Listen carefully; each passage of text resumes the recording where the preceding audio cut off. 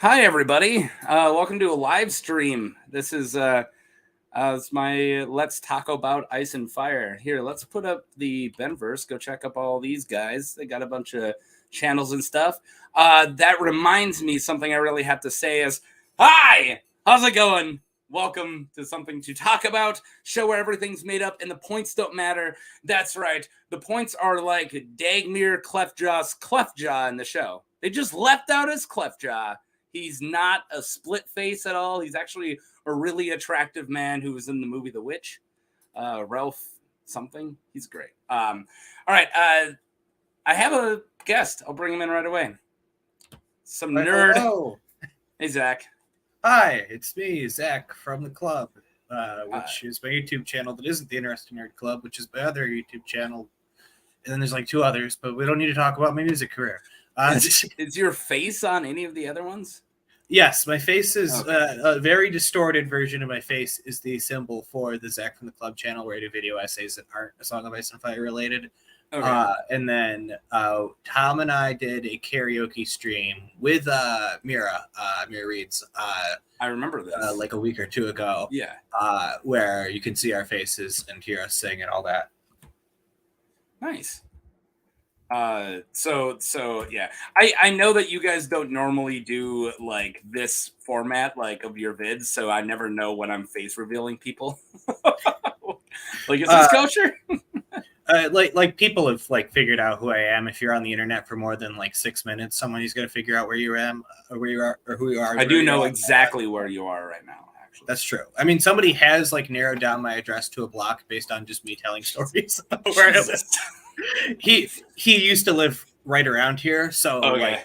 That makes sense. I'm glad that no one else is from Fargo, North Dakota.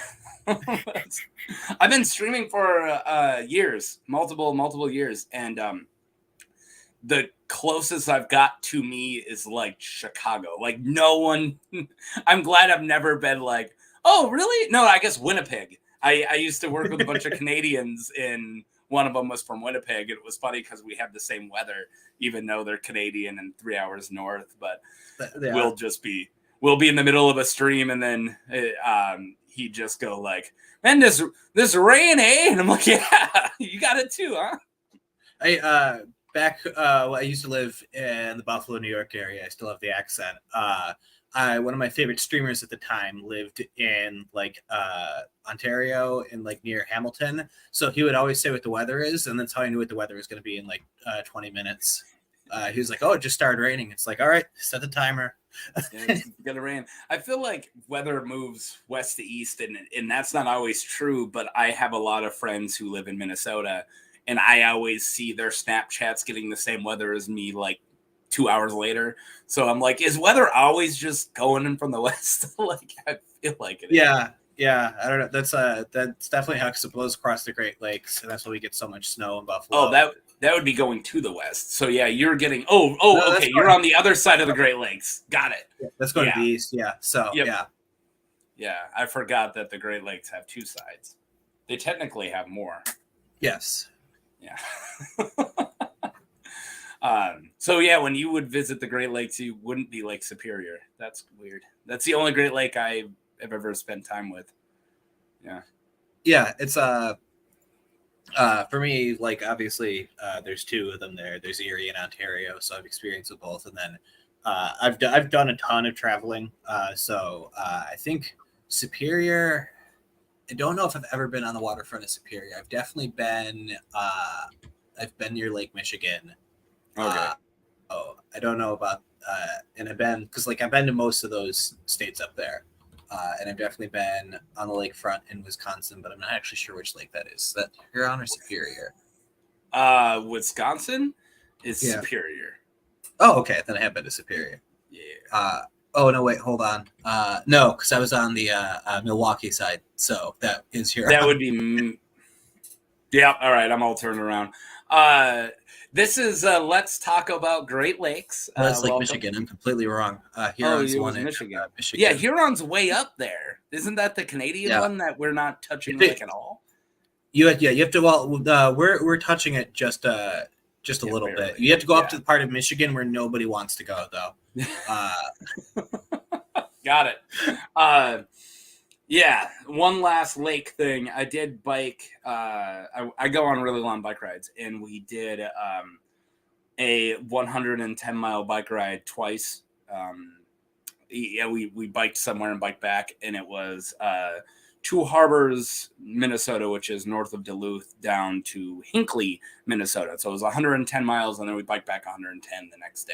And it was complete hell, and it wasn't as fun as I wanted it to be. But I did jump into Lake Superior on our way back, which would have been great if there was a beach. I ran on slippery rocks and fell into 10 inches of water, and I was like, all right, that's enough. I just ran out into rocks and fell into rocks, and there was a beach way off in the distance that I wasn't going to run all the way to, and there were people. Apparently it's a big deal to swim in it because it's cold all the time. It was July, so it was hot out, but there was a big group of people who were cheering because they saw me jump in, and I was like, okay. I just wanted to cool off, man. There's yeah, it's mostly rocky beaches where I'm out from, and it's not great water to jump into. Although there is footage out there of me on a very obscure YouTube channel of me and Tom exploring the snow and ice would get to the point where there'd be giant piles of snow on piers going out there. And we're exploring on very dangerous, precarious snow and ice layered on top of each other. On top of water that we absolutely should not have done, and it's great. It's a great video. That was great. All right, let's talk about Ice and Fire now. That was fun. We got some ice. There was ice in the lake. Some ice, not a lot of fire. Now I wanted to do a small channel update, and I'm doing this in front of you specifically because I want to know what your point of view of this is. So I have here every single character that I've covered. And here I have all the ones I'm planning on. I did get a April Fool's suggestion already. So that's why it's way off. This doesn't go all the way up to April. Yeah. But so the first row after Archibald Ironwood, those are all filmed. I'm ready to just put them out. Deamon Sand comes out, Deamon Sand already came out. That was Tuesday. And then Mya Stone is this Saturday. And the rest are on deck, there's a Kingsmoot week. I'm excited. So the Kingsmoot week is, who do you cover? You have to cover them all. I couldn't talk about every candidate. Cover Gilbert Farwind, even though he's clearly the best one, but they're all three or so. Sup, yo? All three are just so interesting. Of course, I'm leaving out Greyjoys because screw them, but Dustin Drum is the least interesting one, and he's got a Valyrian steel sword. The least interesting one, has a ward who is considered the best fighter in the Iron Islands and a Valyrian steel sword, and he's he's the one who cares. But Aaron Ironmaker's I'm 1,000 years old and I banged all your grandmas. Here's all my grandkids. They're all 82. And he's I'm going to dress a seal up like Asha and marry it next week. It's interesting to me, especially how close some of them try to emulate their lives to some of the ancestral legendary parts of their mythology, because they're probably the closest to that in terms of the different kingdoms than any other one, except the North is the only one that gets close with still having the weirwoods and still having people in the Borg and stuff like that, and even that's rare. But every Greyjoy is no, we're still basically going out and pillaging, and we have a bunch of cool loot from 1,000 years ago, and some of us live really long. Well, then Dustin Drum's I carry is it Red Rain? My great grandpa won it in a battle with nothing but a wooden cudgel in his wits. And it's holy. And he's here it is. Holy crap. And then somewhere the ghosts of the Reigns of Casimir's are that's my freaking sword. Probably. I'm assuming it came from them, but That has to be. Meanwhile, the Mace Tyrell lore we have is my dad fell off a cliff. Meanwhile, the most interesting thing about Mace Tyrell is his great aunt. Yeah.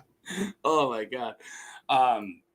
Yeah, Olenna Redwine. Like I'm starting to just be a contrarian and dislike Olenna Redwine just because everyone loves Olenna Redwine. But the last time I went through the books was is it David Reed's A Song of Ice and Fire? So it's a YouTube channel of audiobook, and it's the guy who he's got like a cat in the background.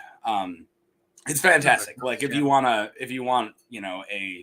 YouTube version of the audiobook, I highly suggest. But I love and am perturbed by his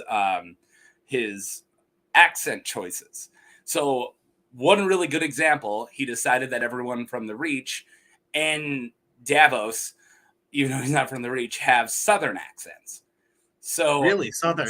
I would have went with French. That's everybody does. Yeah. But... So he did nothing but American accents, and I'll tell you the one that goes what, and it's awful, and I'll get to it because it's a point of view character, and you have to hear it over and over and over again. But his Olenna Tyrell, she says really weird stuff that sound like eccentric Southern. My land, where she's like, well, my crates and oats, and it's like, holy crap. Like I thought because like if you were trying to do like an American version, be like old like Southern aristocracy, I was imagining an old Southern. That's Belle. what he's going with. Yeah, like an old Southern Belle. That sounds more like more newer like Southern like accents where it's not just like the I don't do a good accent. He does a good one. That's fair. But yeah, the weird Southern Belle accent for the Reach just worked out, and in Olenna specifically, because she has these really goofy sayings, they like sound like that kind of elaborate weird sayings. But anyways, the one that's really hard to get through is Brianna Tarth. He goes for like this weird, I don't know. I'll just do it. You tell me what the accent is. I do this pretty good. And it's the phrase that he says or she says all the time, and I can't get it on my head. And now whenever I hear somebody say it, I'm looking for a maid of 2 and 10 with our boy in hair. And that's his Brianna Tarth. Just shout, I'm walking here in that voice. Yeah, he goes like this weird, like Long Island, like, I'm our boy in hair. It's like, that is not Brianna. Like, I don't know how he got there. And it's like entire chapters are her saying, I'm looking for a maid of 3 and 10 with auburn hair. So you just have to hear it over and over again. And it's little known as the sprawling subway system of Tarth. Yeah, Dave Reed. Yeah, exactly. I come from one of the 5 boroughs of Evening Fall.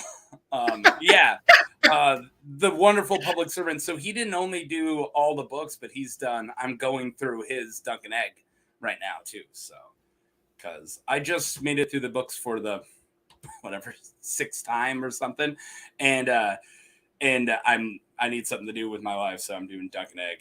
And it's funny because his internal monologue for Dunk is normal, like it's just his voice, but then Dunk talks like, hey, go, like an idiot. It's really funny to be like, wow, Rowan's really beautiful. I like your red hair. It's like I love it. But yeah. Anyways, how's it going? Good. Sorry.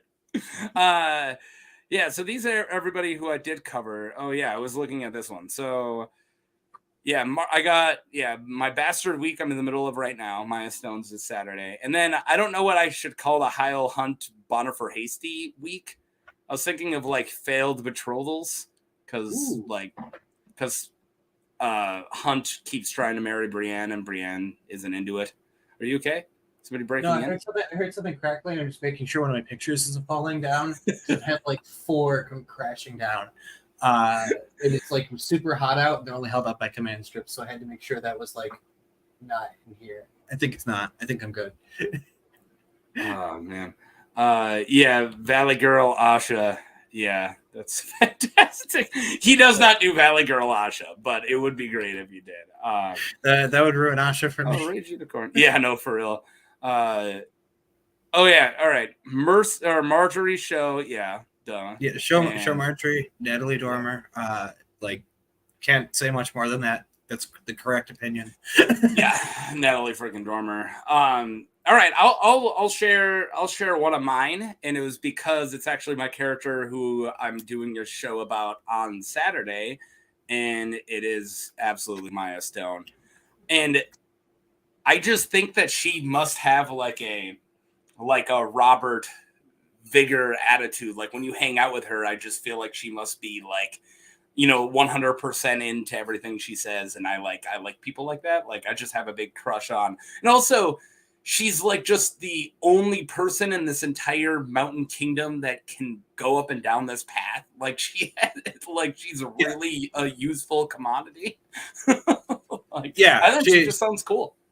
She is really cool, and she's got like tomboy energy going on, which helps a lot. And then she's got a little bit of her father's like sort of like say what you will about Bobby B, that man has personality and it comes with a little bit of charisma, and like that charm can go a long way. He's a piece of crap dude, but I would hang out with him. He would just be like, we all have our friends who are, it's like, I wouldn't let you alone with my kid, but you're pretty cool. I'm not gonna let you babysit. Like I know some people who are kind of dicks, but like, man, they throw a raging party. Yeah. Like they can tell a really good joke, But yeah, and also for Mya Stone, I like how she gets like naive, bashful when it comes to like, she had the one guy who she wanted to get married to, but she couldn't because she's a bastard. But like when people, she's like, hey, Luther Bruin has a crush on you. No, he doesn't. Like she's like also, I childish is the wrong way to describe somebody you have a crush on, but like coy, bashful and coy. Yeah, there you go. But Tormund. Now Tormund lost half of his penis from a bear attack, and it's still 8 inches long. So I'm only quoting Tormund there. Yeah, their citation is also Tormund. So yeah. Although Tormund is only a redhead in the show, so he's show Tormund, redhead, significantly younger than Book Tormund. Book Tormund is gray hair, very old man. We don't know what his hair color was before, do we? No, but I'm assuming since he is a bear, it's either black or brown or Kodiak, whatever color that is. But that's a panda formation. he's a panda bear. Tormund the bear. What kind of bear? Koala. Like that's okay. That's not very. It's adorable. That's scary. But. Yeah, and I think me and you share a crush, but because I already had a picture uploaded when you were like, make sure this one's uploaded. But I am waiting. I was going to wait for our other guests to show up when they do to like really kind of dive into the topic. But yeah, a red panda. Our zoo has red pandas, and that's all they have. Like they have like, it's a crappy zoo. They get red pandas. Red pandas are my favorite animal. So red pandas are they're great. Yeah, I finally got to go to a zoo where one wasn't like completely conked out of sleep. Also, really forever.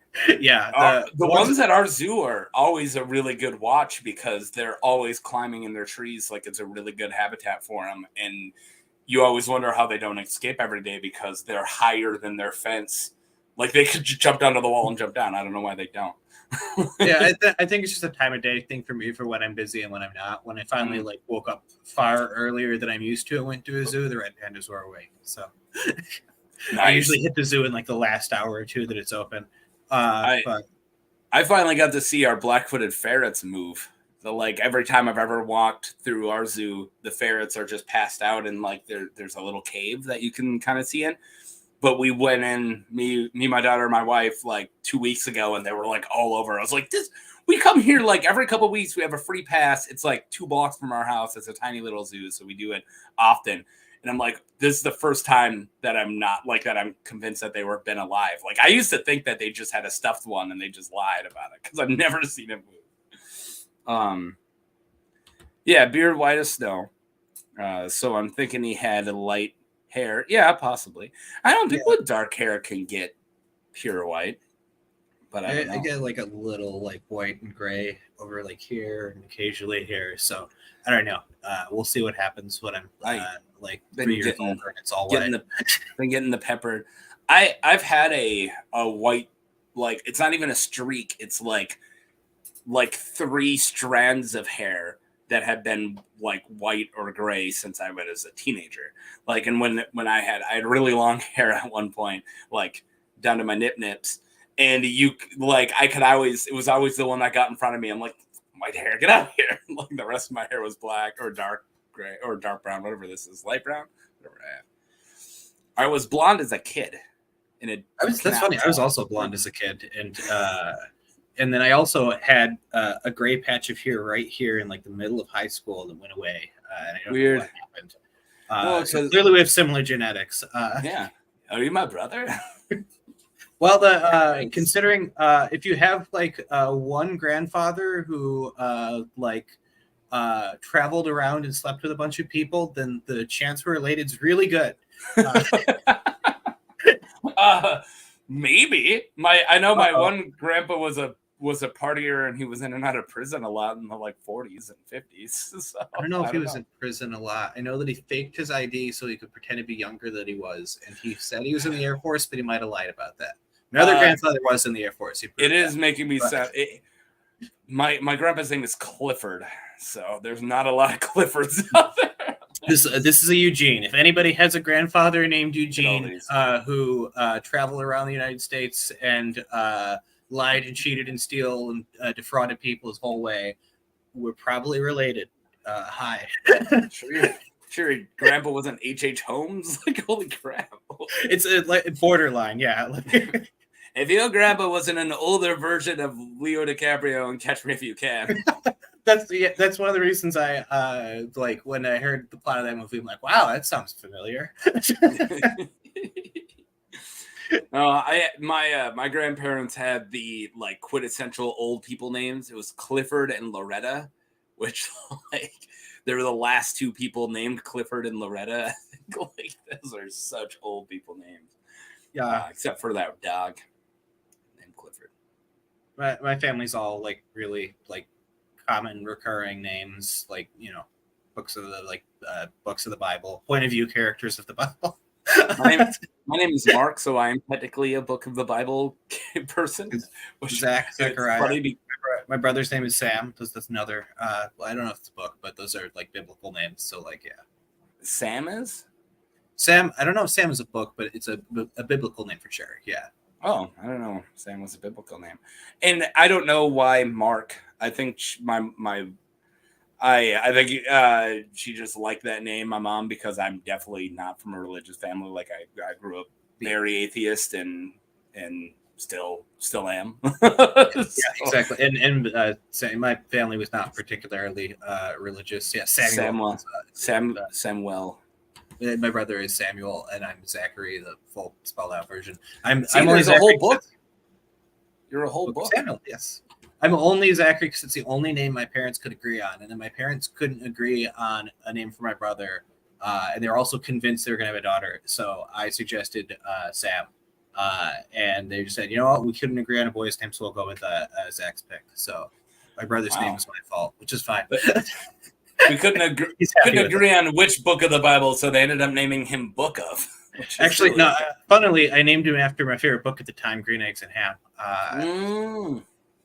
I was 3, so his middle name was I Am, which is all just one weird Sam I Am. My stepdad growing up was adopted into a crazy, very messed up, abusive Christian family that they just collected foster kids so they could torture them for some reason. I know this is not funny, but that's I guess whenever he described his childhood, that's what it was.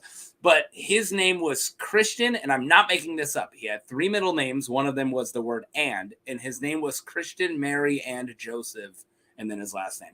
I'm not making that up. He was literally Christian, Mary, and Joseph was his name. It's like a bit. Yeah, I know. It sounds like there's no way. But no, they adopted this kid, and they're like, screw it. Name him Christian, Mary, and Joseph. So, and I'm like, did they just get mad at you and just Christian, Mary, and Joseph, Christian, Mary, and Joseph? Yeah. But anyways, that was fun. Named after my favorite Revelations. Yeah.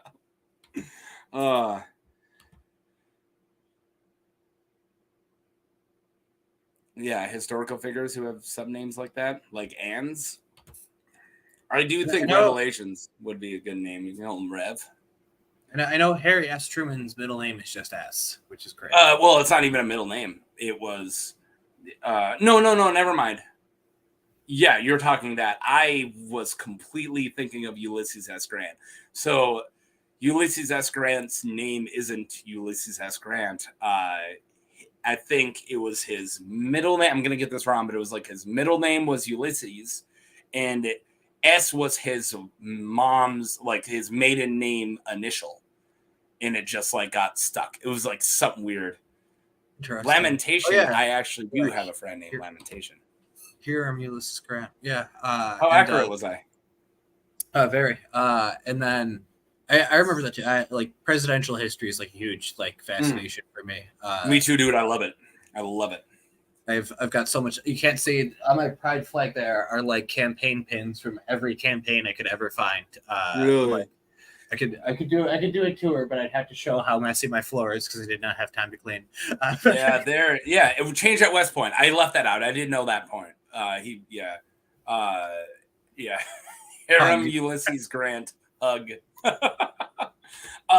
No, it's funny. As like a complete anti-government anarchist, I love presidential history, and like as somebody who I'm like, burn it all down. But it's really fun to learn about how the Electoral College changed. Like, you know, like I don't know why, but I love that history. It's really. I mean, I'm kind of outing myself by wearing a candidate shirt. No, I'm a big, like, just anti. You know, I'm not a. It's weird to say I dislike a certain government because I kind of hate it all. But any type of class society, and that's what I find so fascinating. Was bring back to A Song of Ice and Fire is me being such a person who hates class and how A Song of Ice and Fire being set in feudalistic times, which is absolutely one of the worst political systems of the people in power literally didn't do anything besides being born into power across the board, right? And they're all born into power. The people who are born into middle are born in the middle. Yep. Yeah, exactly. There's no class mobility at all. Yeah. Yeah. And I find that extremely fascinating because we get to learn how we get to see a guy who's creating a fantasy world with characters with big important themes, but that is always a really important theme. I mean, like literally how many character conflicts are based on class? Like Jon Snow's entire conflict is based on class. 100%. And my favorite point of view character is Davos because he is a unicorn. He is somebody who is born into poverty and reached the point where he is himself, you know, but he's still hated because of it. And he will still never have the power that, you know, like Axel Florent will have, right? Yes. Like even as a Hand of the King, even technically being higher in society, he will have less power because less people will respect him. Yes. Yep. Yes. So this is a dude's name. Nicholas, if Jesus had not died for thee, thou hadn't been Bourbon was a doctor. That's crazy. All right. Crazy He's a doctor, so then you'd have to put MD at the end of his name. So like if he initializes his full middle name, he's worth a lot in Scrabble. He's worth a lot in Scrabble. The most successful class climber, totally not upstanding citizen. Well, Littlefinger. Well, Littlefinger technically was born as a, was a landed knight. I think is all his dad was, but he would be Hand of the King. Jaime said Littlefinger would make a great Hand of the King if he wasn't lowborn. It's a line from Jaime in Feast for Crows, or maybe it's Cersei, but both of them think about, oh, what if I name Littlefinger as Hand? I think both of them have that thought. I might be remembering this wrong, but one of the things was if he wasn't lowborn, and it's funny of how many times that's just constantly brought up of like, oh, this guy completely qualifies, but yeah. But well, he's not even then, he's not like lowborn in the way that Davos is. Even like he's still, his father had money. Last name Davos made his last name. Yeah. Yes. And that's like he does have class mobility, but it's from like way above most people to way above most people. And to be fair, that was through his hard work of betraying everybody. Like he did put in the work to get there. He had to bankrupt 2 kingdoms to get where he is today. Yes. No, it's funny because apparently he was awesome at his job in Gulltown, and then as soon as he I hate giving Preston Jacobs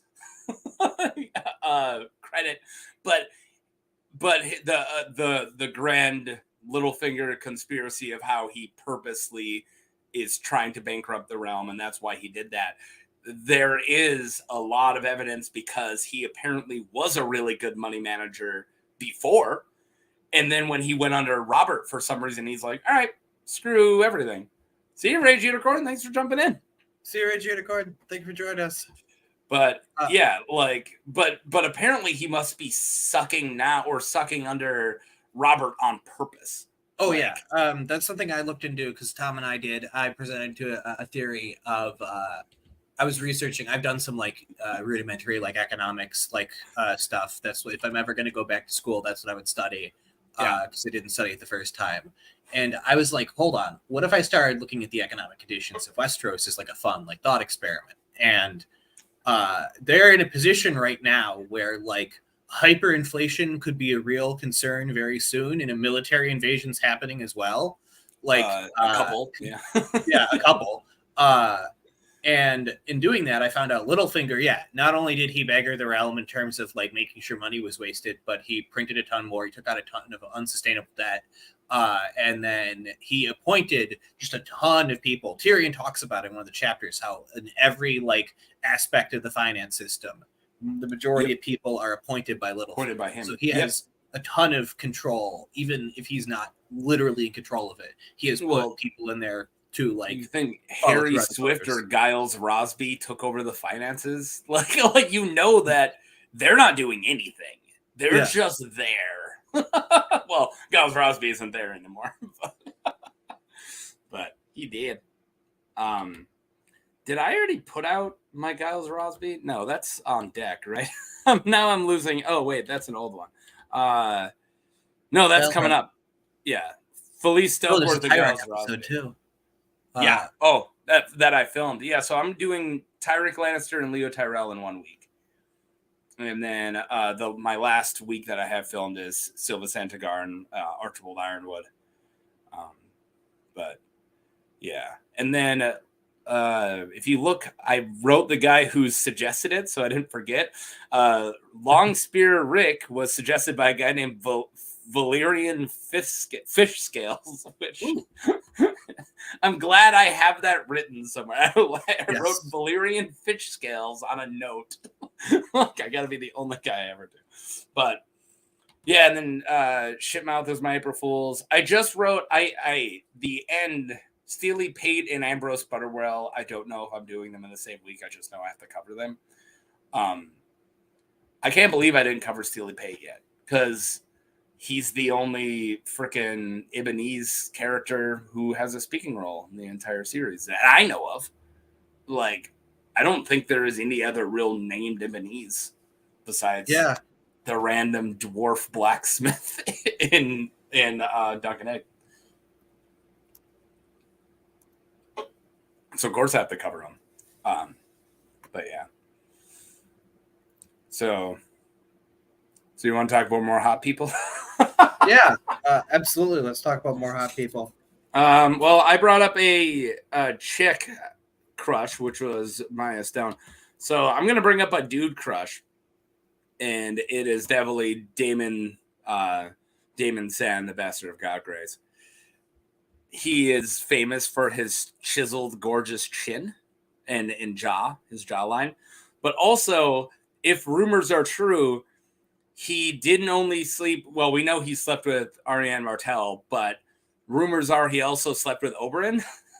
So Oberyn Martell and Arianne Martell are Eskimo brothers, which is really funny to me, which is hilarious to me. I try not to think about chains of connection like that because it can get very uncomfortable very quick. I thought about that with like friends who I know have dated each other, and like once you start mixing in family, it gets like really spooky. So I try to think about that. My brother's baby mama was my high school girlfriend. So there was like a really weird Christmas. Like the first time our families all got together, I'm like, so how's it going? But hey, they're happy. They've been together for a long time now. So it's less funny now. It's still funny to me. But yeah, that is something like I'm Eskimo brothers with my brother. Like, what's the point? We're already brothers. Like, why did we become blood brothers? We're already brothers. You know. Speaking of, Arianne Martell might be like by like all physical descriptions, she sounds gorgeous. I think personality wise, she's kind of a hot mess, but absolutely. That has not stopped me before. Like in terms of like finding somebody attractive, like she's a very like attractive character, and like she clearly has like some like charisma to her too, even if she's like inept at planning. Yeah. She convinced all these people to go along with what is objectively a terrible plan. Yeah, and it's funny because it was like, I don't love the picture I got of her. There are better pictures, but that's the Arianne Martell I had ready. But yeah, it's funny how she threw an entire like coup together from people who she used to just go to the swimming pool with as children. Like that's. Yeah. It was just people who she went to the water gardens with growing up. And she's like, when you need a revolution, like hit up your old swimming buddies. Yeah, it's strange that she got that as far as it went, because like, by any right, somebody should have said, wait a second, there's no way you and your old pool buddies can like successfully overthrow the Kingdom of Dorne. And also, Dorne is famous for being undroppable. Like, that you can't, like, multiple dragons couldn't put a dent in Dorne. Like, you just can't mess with it. And then she's like, I'm going to take a raft ride with my old swimming partners and drop this place. It's like if I pitched my, like, a pub trivia team, like, okay, do you think we can, like, invade Vietnam? Like... Probably not. What do you mean? It didn't work the last guys. Yeah, but they weren't into pub trivia. I have a plan. Yeah. I have a plan that clearly the United States, the French, the Chinese didn't have. Yeah. Now that we're on Arianne Martell as a topic, oh my God, phrasing mark. Who told in her dorm plot? Actually, me, Tom, and random internet guy had a very long conversation about who told, and I'm kind of coming around to the idea that it was Darkstar. That Darkstar had been a really time. Yes, I heard that pitch and less. No. Okay, I understand the pitch. The pitch is Lynn Corbray is the pitch, right? Is the guy who throws up the sword and is like, I'll never bow to you, is the dude who has been bowing to him for the last month, right? Yeah. I understand that. I don't love it because I don't want Darkstar to be working with Doran because I want Darkstar to go hang out with Aegon, but I guess they can do both, I guess. Yeah. But is that your main vote though? Is Darkstar? I think I desperately need to. As I mentioned previously, it's been a year since I read Feast or Dance because I read them in college and I'm 30 now, so it's been a hot minute. It's been almost a full month since I finished it the last time. Yeah, I'm doing a full reread. I'm still in Clash, but I'm getting through it pretty decently. And then I'm not sure whether I finish Clash, whether I'm going to go do all the Dunk and Egg ones. I started a little bit of the first one and then said I need to finish Clash first. And then What's up, Jackie C? Hello, Jackie C. And then hopefully I'll get to the point where I reread all of that. Mira is doing adult like parenting stuff, and she said she'll jump in when she can. So yeah, yes. Not to just talk about somebody's personal life, but that's. But yeah, she said she can jump in when she can, and yeah, I'm not too worried about it. Me and Zach are talking about nothing rather well. So we're covering a lot of ground for A Song of Ice and Fire. We're getting some like insightful commentary on some of these characters.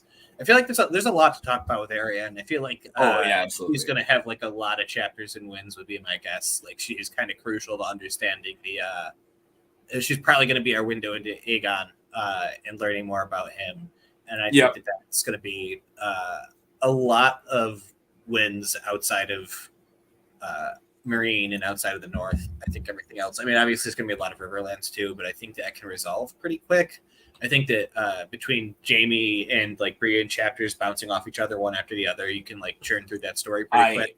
I think that's all right. Before we move past Arianne Martell, that's the picture I love. That's a great picture of her, and it's also that scene. I hate that 70-year-old George R. Martin can get my blood pumping.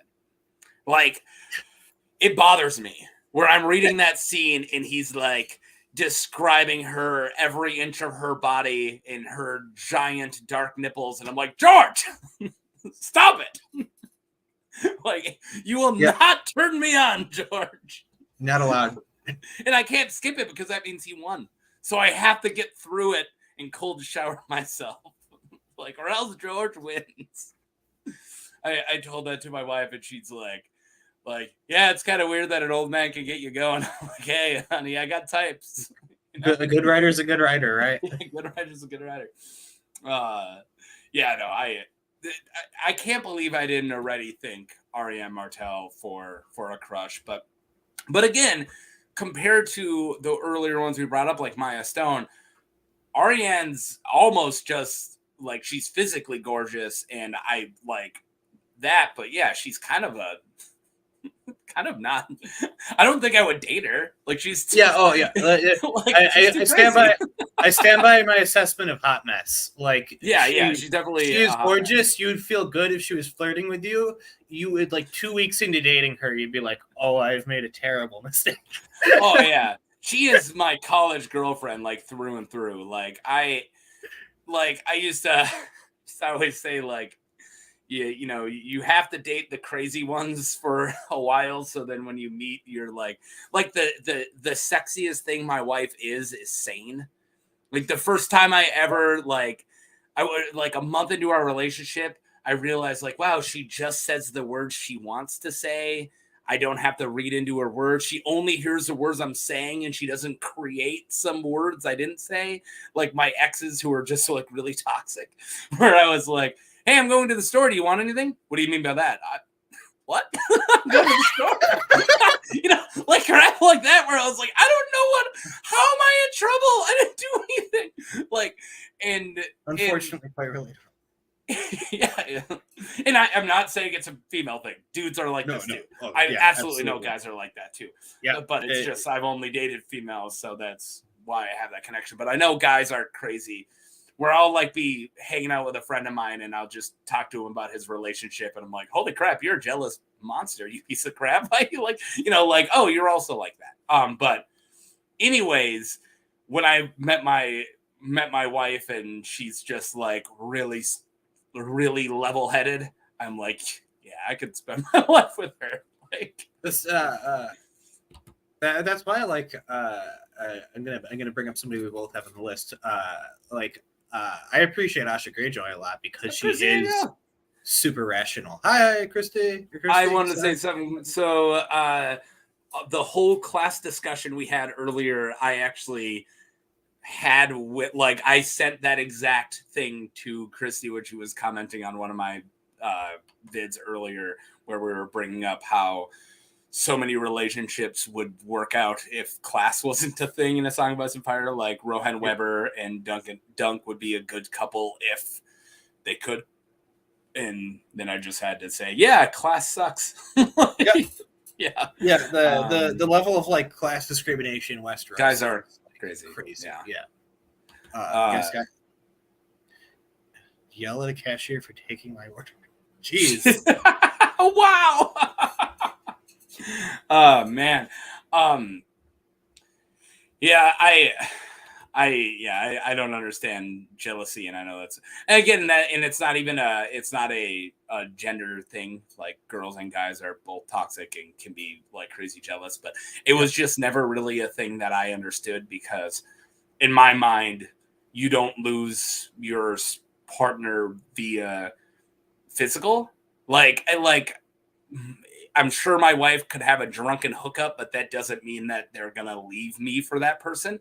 You're not going to fall in love from a drunken hookup. So guys talking to her, I've never been like, get away. Yeah. I'm like, she ain't going to fall in love with you and realize that the life that she's been building with me for 11 years is lesser compared to the dude who's talking to her at the bar. So it's romance and romantic connection that we would leave our spouse for, right? It's not physical. Yeah, exactly. So and it scares me more if my wife is like, hey, I've been talking to somebody and I have a real connection with them. I'm like, okay, this scares me. But if she's like, this dude's hitting on me, I go, okay.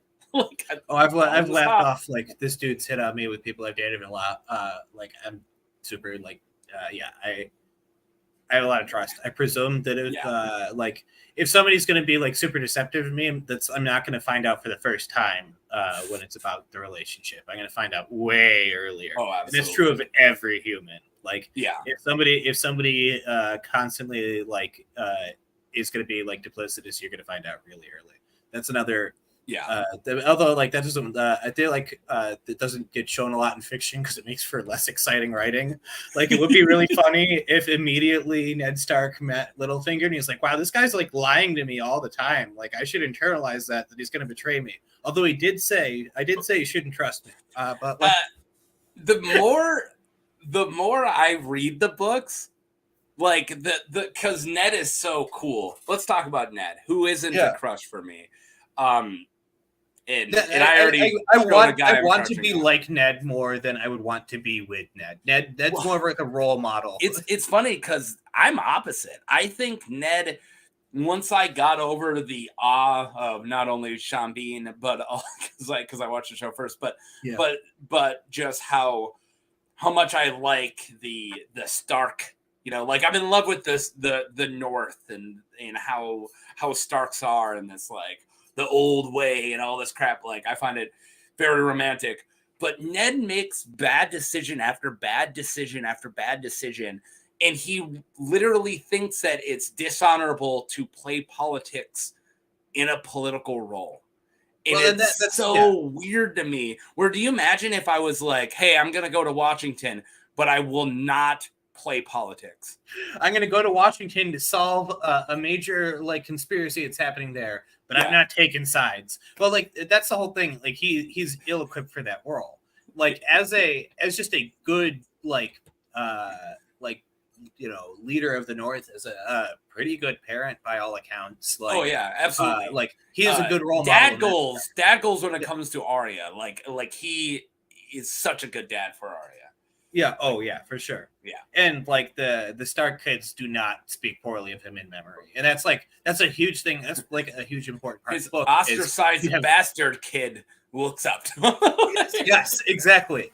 And the contrast between him and Tywin and how how good his kids are and how they have fond memories and they miss him, and the only kid who can claim to miss Tywin is the one who is losing her mind and thinks she can become him. Yeah. In Cersei's like, I'm gonna be like Tywin, but only his absolute awful crap. Like, and it's funny because Tywin is such a mixture of a good leader and the absolute worst type of leader ever, because he did rule the realm really well as Aerys' hand. Yeah. But then he just turns and does these really, really awful things. And it's funny because it's almost like politically Tywin's fine. It's just how he is as a person. You can get positive qualities from a negative. He has guts, and he's willing to say, like, I know this is the right thing to do, and I'm going to press that we should do this. Unfortunately, sometimes it's slaughtering civilians. It's like, no, that was not the right thing to do. You did not need to advocate for that. But he was competent in his leadership role as Hand of the King by everything we know. And it's because he had the willingness to stand up and point out an idea he thought was bad and highlight an idea he thought was good. And it probably, like, his military command, like, I can't dispute he was effective. Absolutely. Absolutely get court-martialed on war crimes in any sensible real justice system, but obviously that does not exist under feudalism. That's a winner makes it right sort of mentality. Well, just think, like, feudalism is so great because they've had laws for hundreds of years, but they refuse to write them down because then they would have to follow them themselves. You know, like you know how long it took for a British king to write down the laws. Talk about the Law of Commons. This is like the 1500s when they finally wrote that crap down because they didn't want it. They didn't even have the law system that was the inspiration for that until like 1066 after Willem the Conqueror.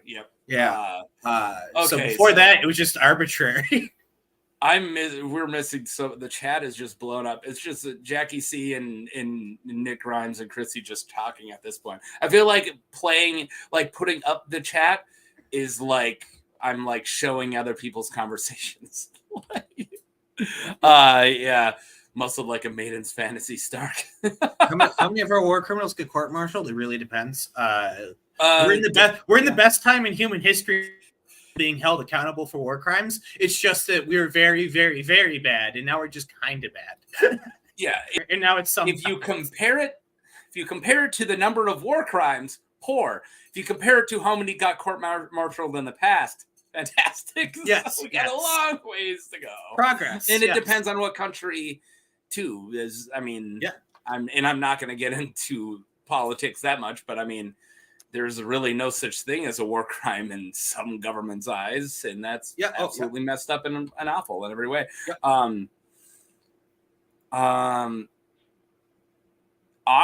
Does he?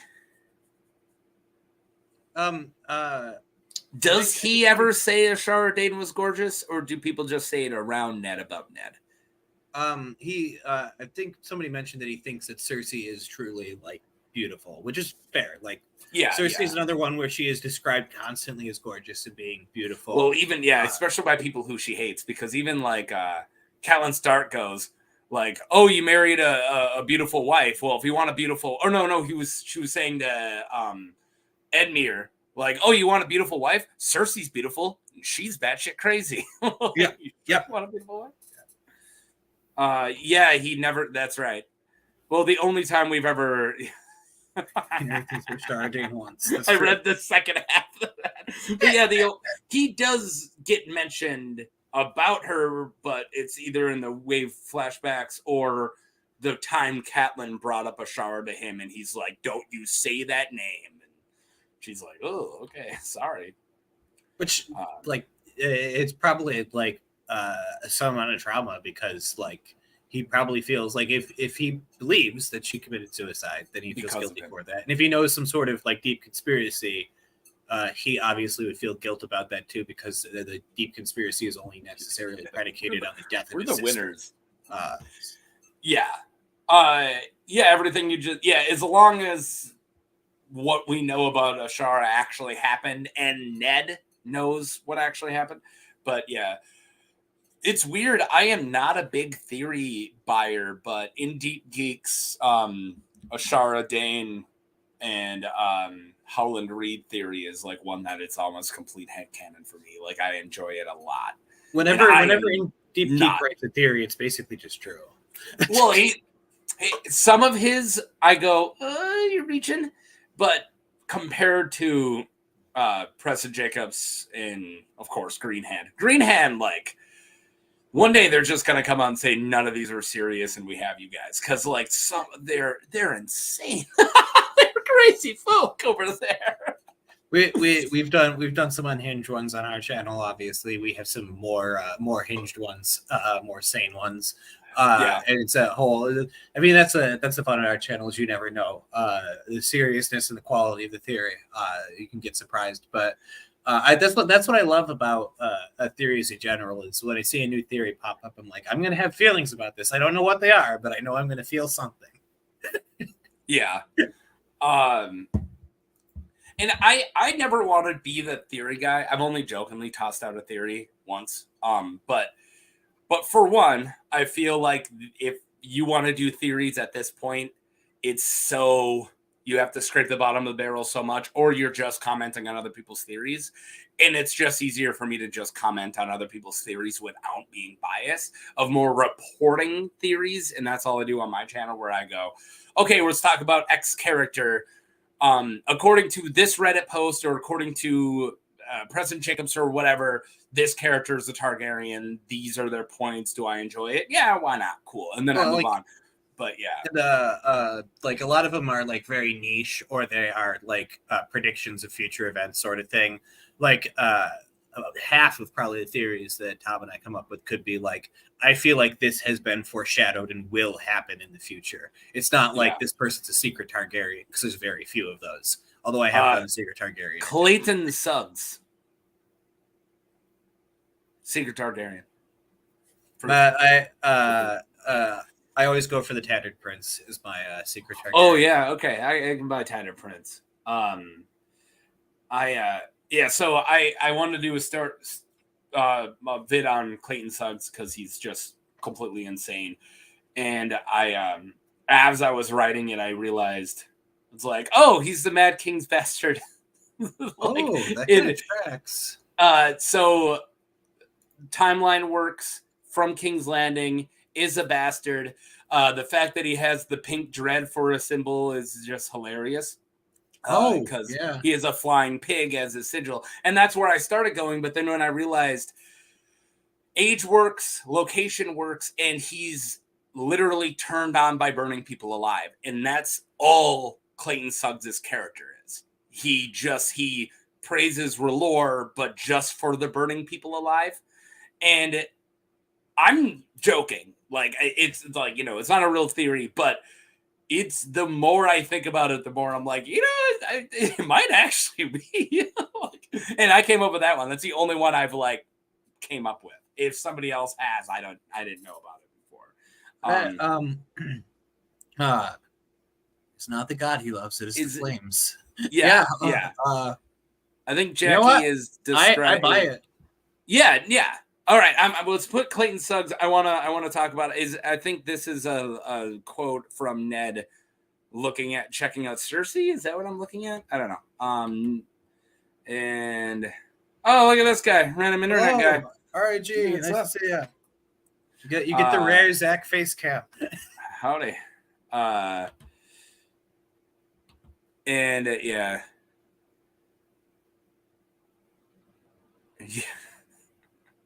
I don't think I've ever questioned his sexuality on Robert. I think I almost, whenever I read it, maybe it's like, because I think of myself as a fat piece of crap. I always think of it as jealousy more of oh, he was so hot.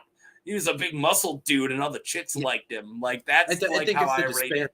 Yeah. He remembers Robert being this tall, built dude with a ton of charm and charisma and personality who is constantly chatting up ladies. And then he sees him again and he's overweight and depressed. And it's damn, dude, what happened? You let yourself go, you piece of crap. Kind of like me. But I mean, I could see it. I could see Ned buy for Robert. Now back to Clayton Suggs. I'm glad you've looked into it because there is a lot of like, oh wow quotes about Clayton Suggs, and one of them. So like I do have a video on it, and they said that when he lived on Dragonstone serving for Stannis, he would sometimes help the torturers, especially when it's girls. So he would gamble with the torturers, and whenever they're like, "Hey, we're torturing a chick," he's like, "Let me in." Like that's got it. And specifically, I think they said young women. It's like, oh, he liked to help out the torturers, especially when it's young women. It's like that is one of the worst sentences. Yeah, that is terrible. That is awful. That you're right. That is very like mad Targaryen evil. That's like Mordor the Cruel sort of. And every suggestion he has is let's burn somebody. Like it's the let's burn somebody guy. So when they're like, hey, it's cold out, what should we do? Let's burn somebody. Hey, we have Asha, what do we do? Let's burn her.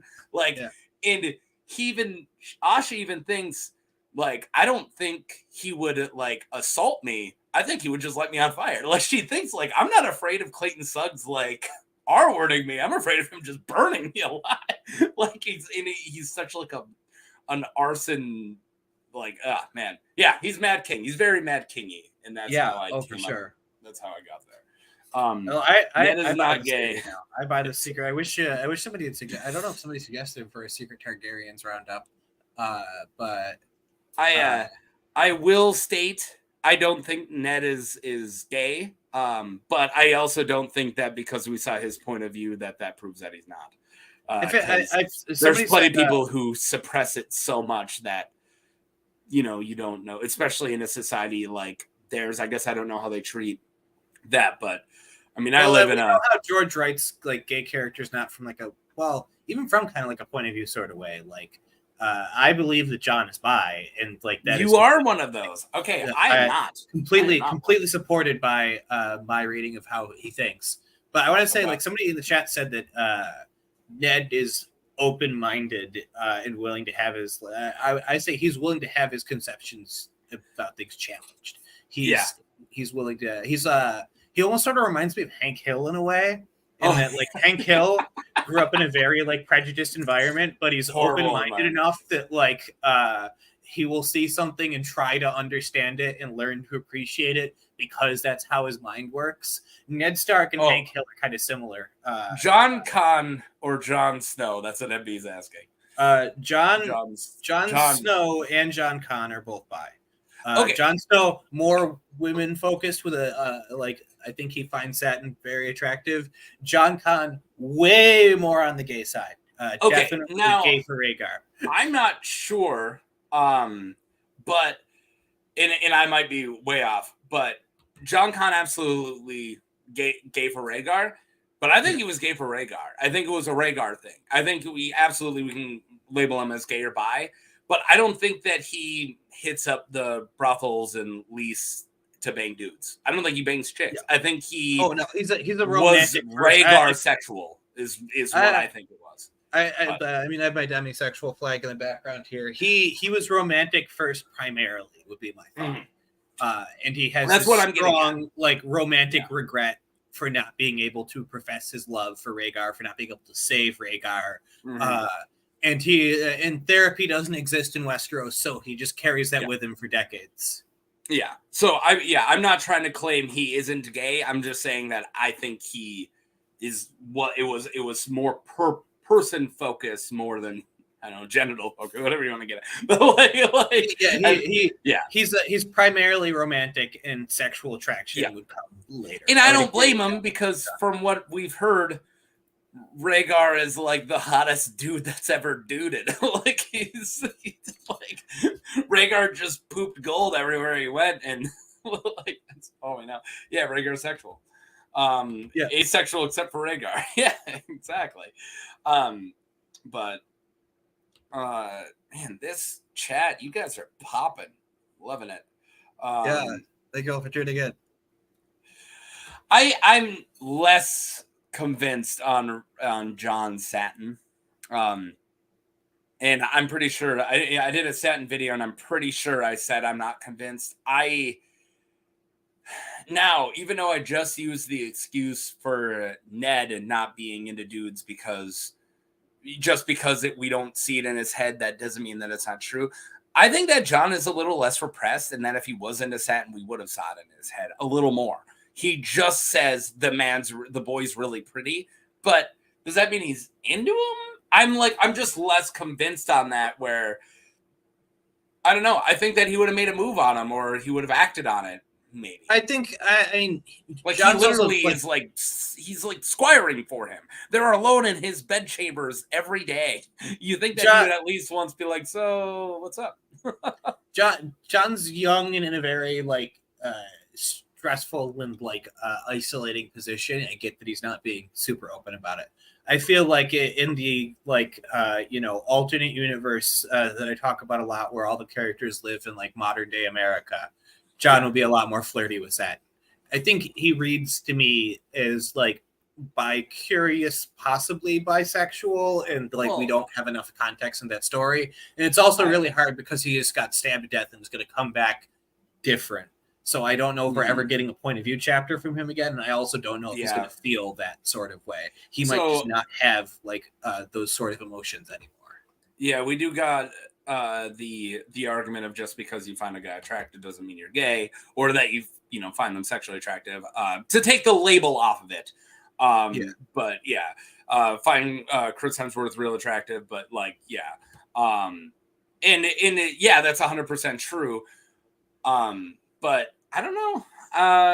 And then I like the Jon Snow. He does straight up go, she's not that attractive, but when she smiles, she is. Like he goes, I can find some cuteness there. Yes.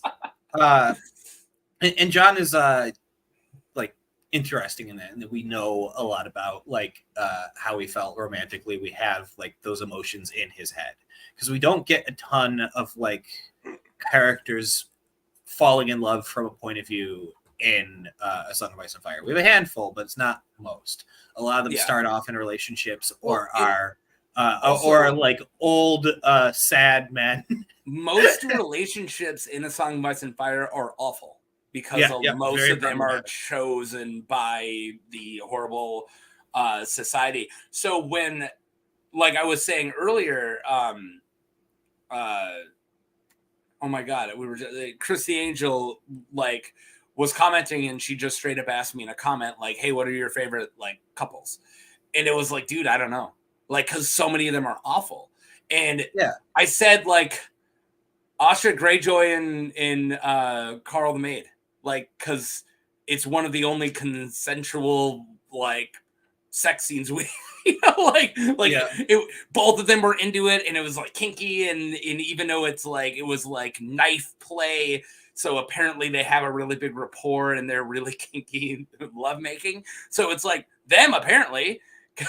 Like, and even the ones where the scene itself isn't like problematic, there's like things about the character like Dario and Daenerys, like they have a good rapport, but there's an age gap there. And also, there's literally like a serial killer. He's a monster. Well, as a video that might come out on the Interesting Nerd Club, will state soon. I believe Dario is significantly older than he's leading on. I'll leave it at that. Dario. Oh well, yeah, he's as old as Euron Greyjoy because they're the same person.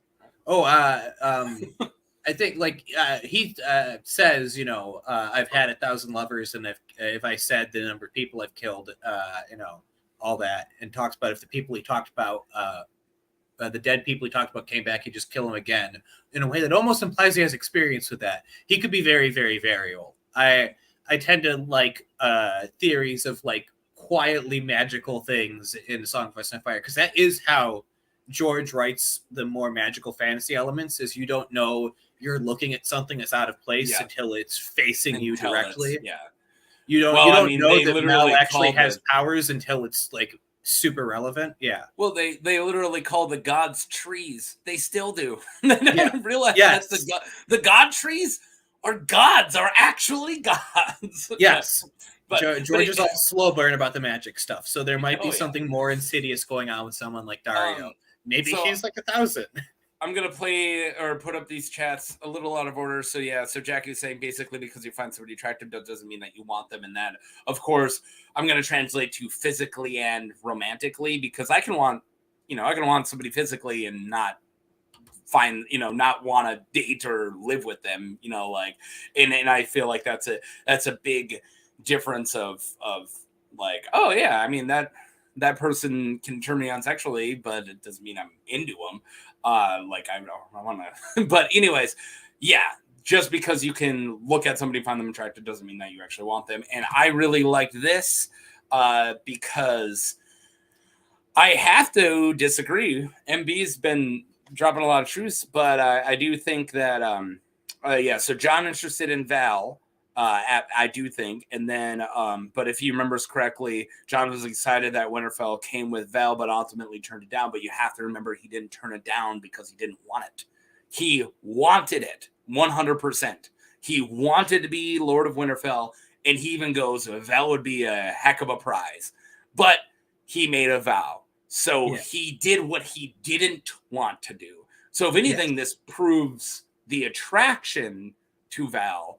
And who isn't? I think Val, the wildling princess, is like, I feel like George just keeps on writing super hot every time. And then Val did something super hot, like she's just super hot. Dario was talking about his. I think Dario was talking about his. Okay, and then Jackie's dropping. I feel like I should read these first, but I'm such a slow reader. Totally agree, Ned, in regards to Ashara. I don't think Ned was in love with her, but if anything, I think Brandon fathered her child, possible, and became betrothed to Catelyn. He asked Ned to marry her, possibly, but I don't think Brandon ever asked Ned to marry Catelyn because, as far as I know, Brandon was betrothed to Catelyn when Brandon died. It didn't get called off before or anything like that. So I don't know, but that whole era is such question marks. Like we don't know much about Robert or about the Robert's Rebellion because it's so like crazy in the air. Carl's Maid also said second strongest Ironborn alive. Yeah, I do need the cover Carl made. So Carl equals Victorian. Yes.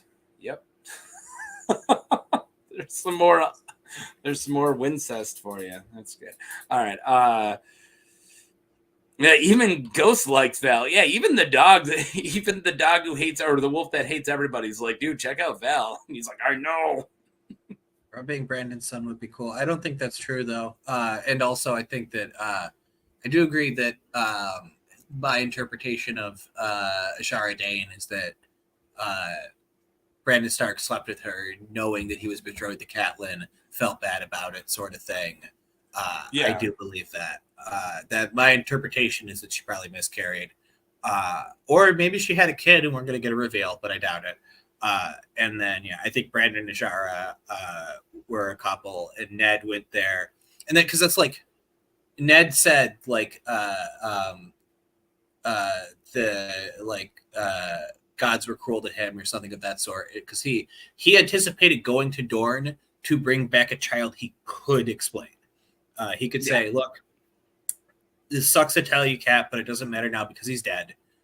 He had a one-time thing with the Ashara Dane. He shouldn't have done it, but there's a kid, and I promised him I'd look after him. And he had that story planned. And then that kid is dead, never, stillborn. And his sister is still alive down there until she gives birth, dies in childbirth, so she can't, take the kid with her somewhere. And he has to bring back a kid that he has to cover up. He has to not tell anybody about. Feels like what happened in my mind. That is my Tower of Joy philosophy. That's my Ashara Dane philosophy. I don't know if Ashara Dane is still alive. I feel like if she was, we would have found the culprit by now. She has such striking eyes. It'd be weird if we didn't. I have said I like her and Howland Reed. I do like that. If that is the answer, that she is Howland Reed's wife, is one of the only I've heard some people say she's Quaithe, but I feel like we would have gotten like any indication. But I do like she is at Greywater Watch with Howland Reed. That's the only answer to that. Who said recently? I think it was like oh man, I can't even remember. It's gonna be like maybe it was Quinn the GM.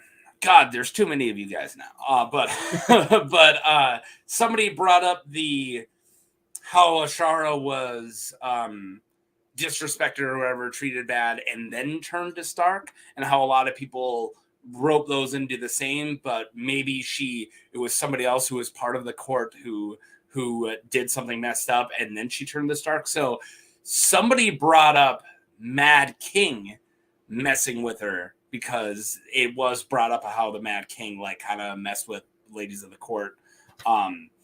Like didn't his wife say, I always forget that Targaryen queen, she's like, I always forget her name, but didn't she say something about how he would turn all of the ladies in waiting into, whores or whatever? Like he would mess with all the girls. So a lot of people think that maybe somebody brought up like maybe he did something with Ashara, and that's why Ashara quote turned to Stark, which I don't dislike. Because because of the story. Why is she hiding? I mean, it could be that like she's still an unmarried like woman in Westeros. Like that's not a great existence. She would have been married up to somebody else. If she does have some sort of romantic connection with Howland, like she would have no say in that. Now remember, she can't just go and get married. Like we have. It could also be part of a greater like John like cover up, because Howland Reed was there. He's the only other person we know of who knows about John's parentage. It could be that like if he had a thing with the Shara, he could have been like, we need to be somewhere to keep an eye on John, and to make sure that if something bad happens to Ned, there's somebody there to tell him his like the truth when he's old enough to know it and stuff like that. We have another person in the green room, and I'm gonna let in the random internet guy now. Woo! Hey, what's up? So I noticed I'm under this light, so I look incredibly pale. I'm not actually a vampire from Twilight in real life. I'm like directly under an overhead light. Are you watching us? Am I hearing multiple universes? I'm hearing an echo. He was in the stream chat. I'm also. Oh, that's it. Okay. What was I gonna say? Let me turn that to off sound. Oh shit! No! I just switched videos. Oh no! I don't know why there's so many baby swap theories. I think we're back on normal track now. I want to say one thing. Mira Reed will not be able to make it, so my thumbnail is a lie. So I'm gonna have to change up my thumbnail at one point. But yeah, so she just messaged me and for sure won't be able to make it. Yeah. Okay, there we go. Sounds better. Random internet guys, there's still an echo. Still an echo? Oh shit! Hang on. Let me put on headphones. I think that will solve the problem. I've been moving all my gaming to me. Yeah, I've been moving all my computer shit today because I finally got a monitor that will hook up to my really old computer, so I can play games that are for old people because I'm an old person. I have a similar experience. Yeah, like I couldn't get. All right, is that better? I don't know. We doing better now? Can you hear me? Yes, that is better. Yeah. I usually hear my voice because I'm the loudest. I had to make a noise to make sure. I am missing so much tinfoil in the chat. We were just letting them move, let them go. Yeah, it's all baby swap theories. I don't buy baby swap theories. Baby swaps are difficult. Have you ever tried one? We made a joke about how our kid is in ours, which is funny because like she looks just like me and my wife, but like I was like, honey, we had our kid during COVID times. She was never not with us. Like they didn't. She never went to another spot. Like I think they had to test her in the car seat. They do like this car seat test to make sure that her head's fine or whatever. and that was just for weird tinfoil, by the way, Jackie. Sorry to interrupt. No, it's fine. No, I love tinfoil. Please tell tinfoil. I just want to have a conversation. Some of it, but I also want to have a conversation that isn't like I'm trying to keep up with the chat, so I feel like all we are doing is just like You'll never keep up with the chat. It moves so fast. It's nuts. I'm not. That's what I learned from doing a stream. The chat's just like I'm like I can't handle this. I'll try to answer questions, but there's so much chat. Yeah. All right. So, random internet guy. Who is your biggest A Song of Ice and Fire crush? Oh, my biggest A Song of Ice. Male or female? That's a difficult one. I can tell you. How about this? I'll tell you probably my most unlikely internet or most unlikely A Song of Ice and Fire crush. Right? Everybody be hating on Lysa Tully. And I actually think that Lysa Tully is like a goth mommy queen. And I'm just saying, you can't fix her. You can't fix her. You can't fix her. But I'd be all kinds of Sweet Robin. Let's put it that way. I'd be all kinds of Sweet Robin. Bro, I don't have a reaction other than like. No, she's underappreciated. Think of she's described like by Jaime Lannister as being like I think like even prettier than Kat, and so she's just looked down upon the fandom. She was back in the day, but crazy is no. I think maybe she's got the dark under eyes and stuff. Like I said, she's like tired, smokes cigarettes, goth mommy, and I'm about it. So that's definitely I think a lot of people have an image of her being less attractive than Kat because they gunned for that in the show. They did her wrong. Well, she's they thick, do thick in the state books that too. Like she's thick in the books, and she's very attractive in the show. Like don't get me wrong, I think the actress in the show is very attractive, but she's much thinner in physique. She's much thinner in physique. And they like makeuping. They made her look like she has a giant braid of red hair that runs like all the way down her back. Like I don't know.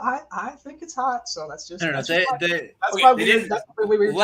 about physicality because thick ladies are beautiful.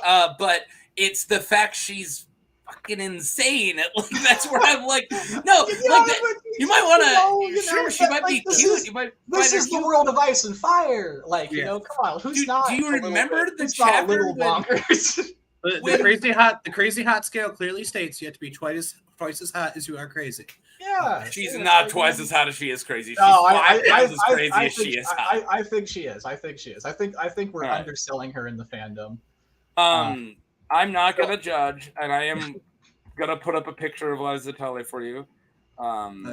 Nick Grimes says, "Oh, Patire."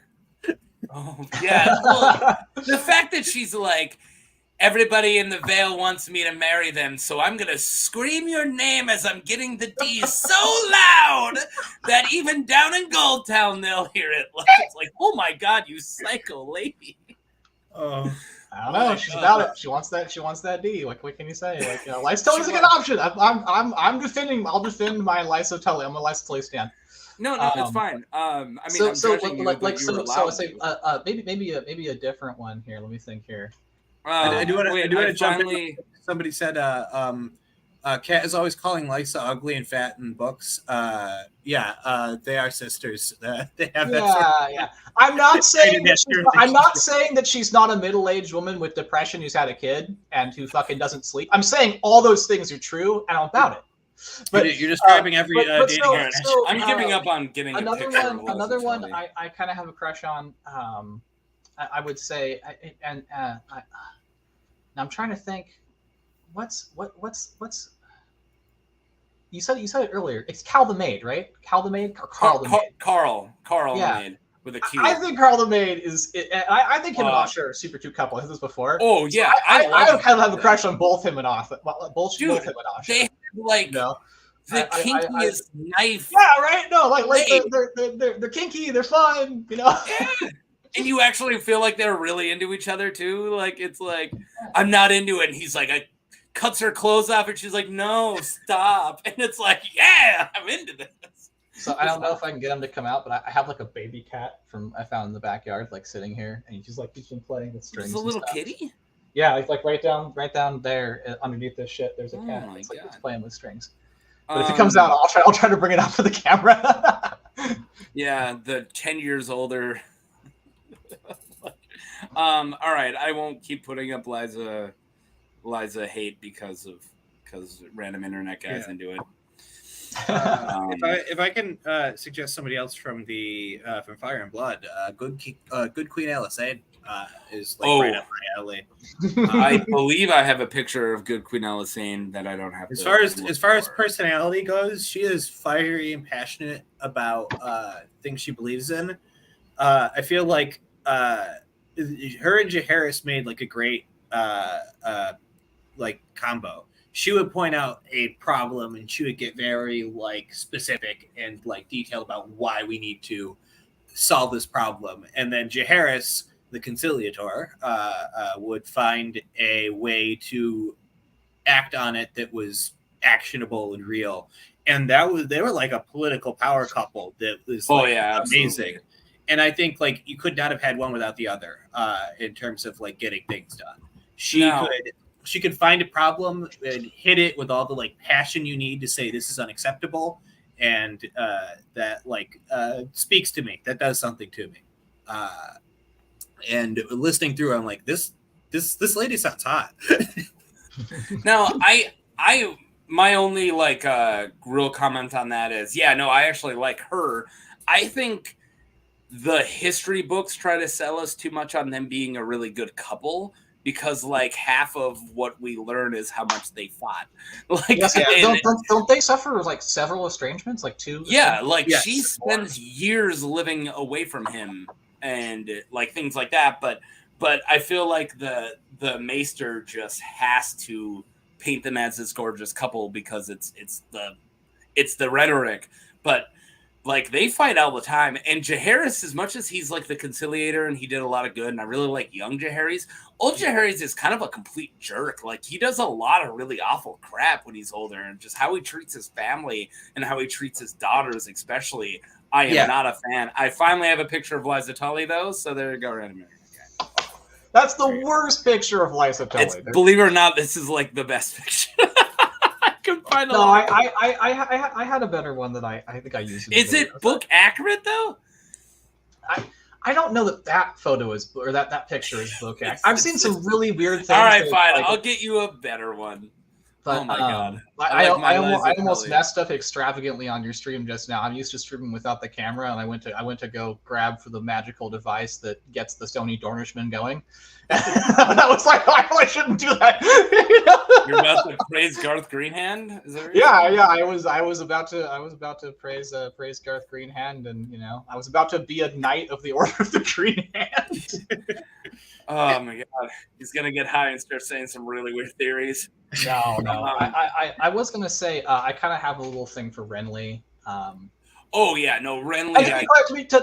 To be quite clear, when I have crushes, it's not like I'm necessarily would want to plow Renly, but I'm like, but I still he's kind of cute, right? You get a little crush on him.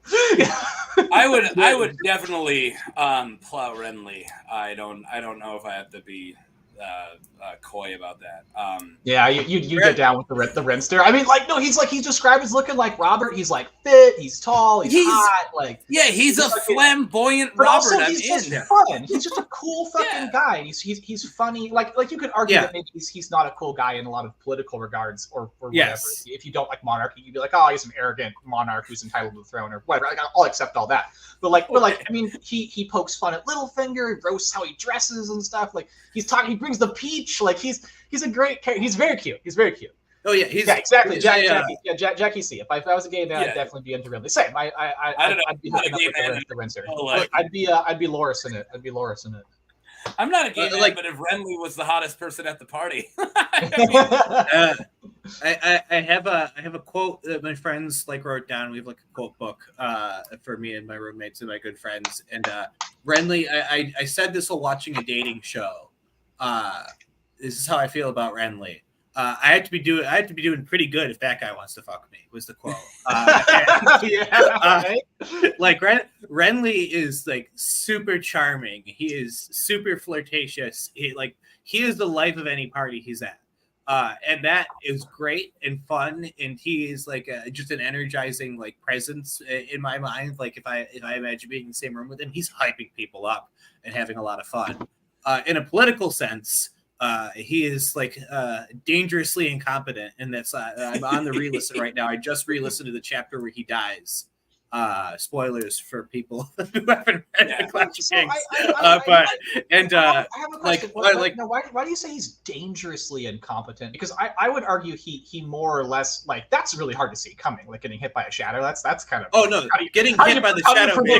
That's one of those like hard to predict elements. You made this really bad political move, being assassinated by a shadow. No, that for sure is hard. Otherwise, you could argue he's pretty politically savvy. He escapes King's Landing before he gets sacked. And he proposes to Ned a plan that would have worked for a coup, and then he does consolidate the biggest, most badass army. So I think, Zach, say the sentence you wanted to say. Yes, no.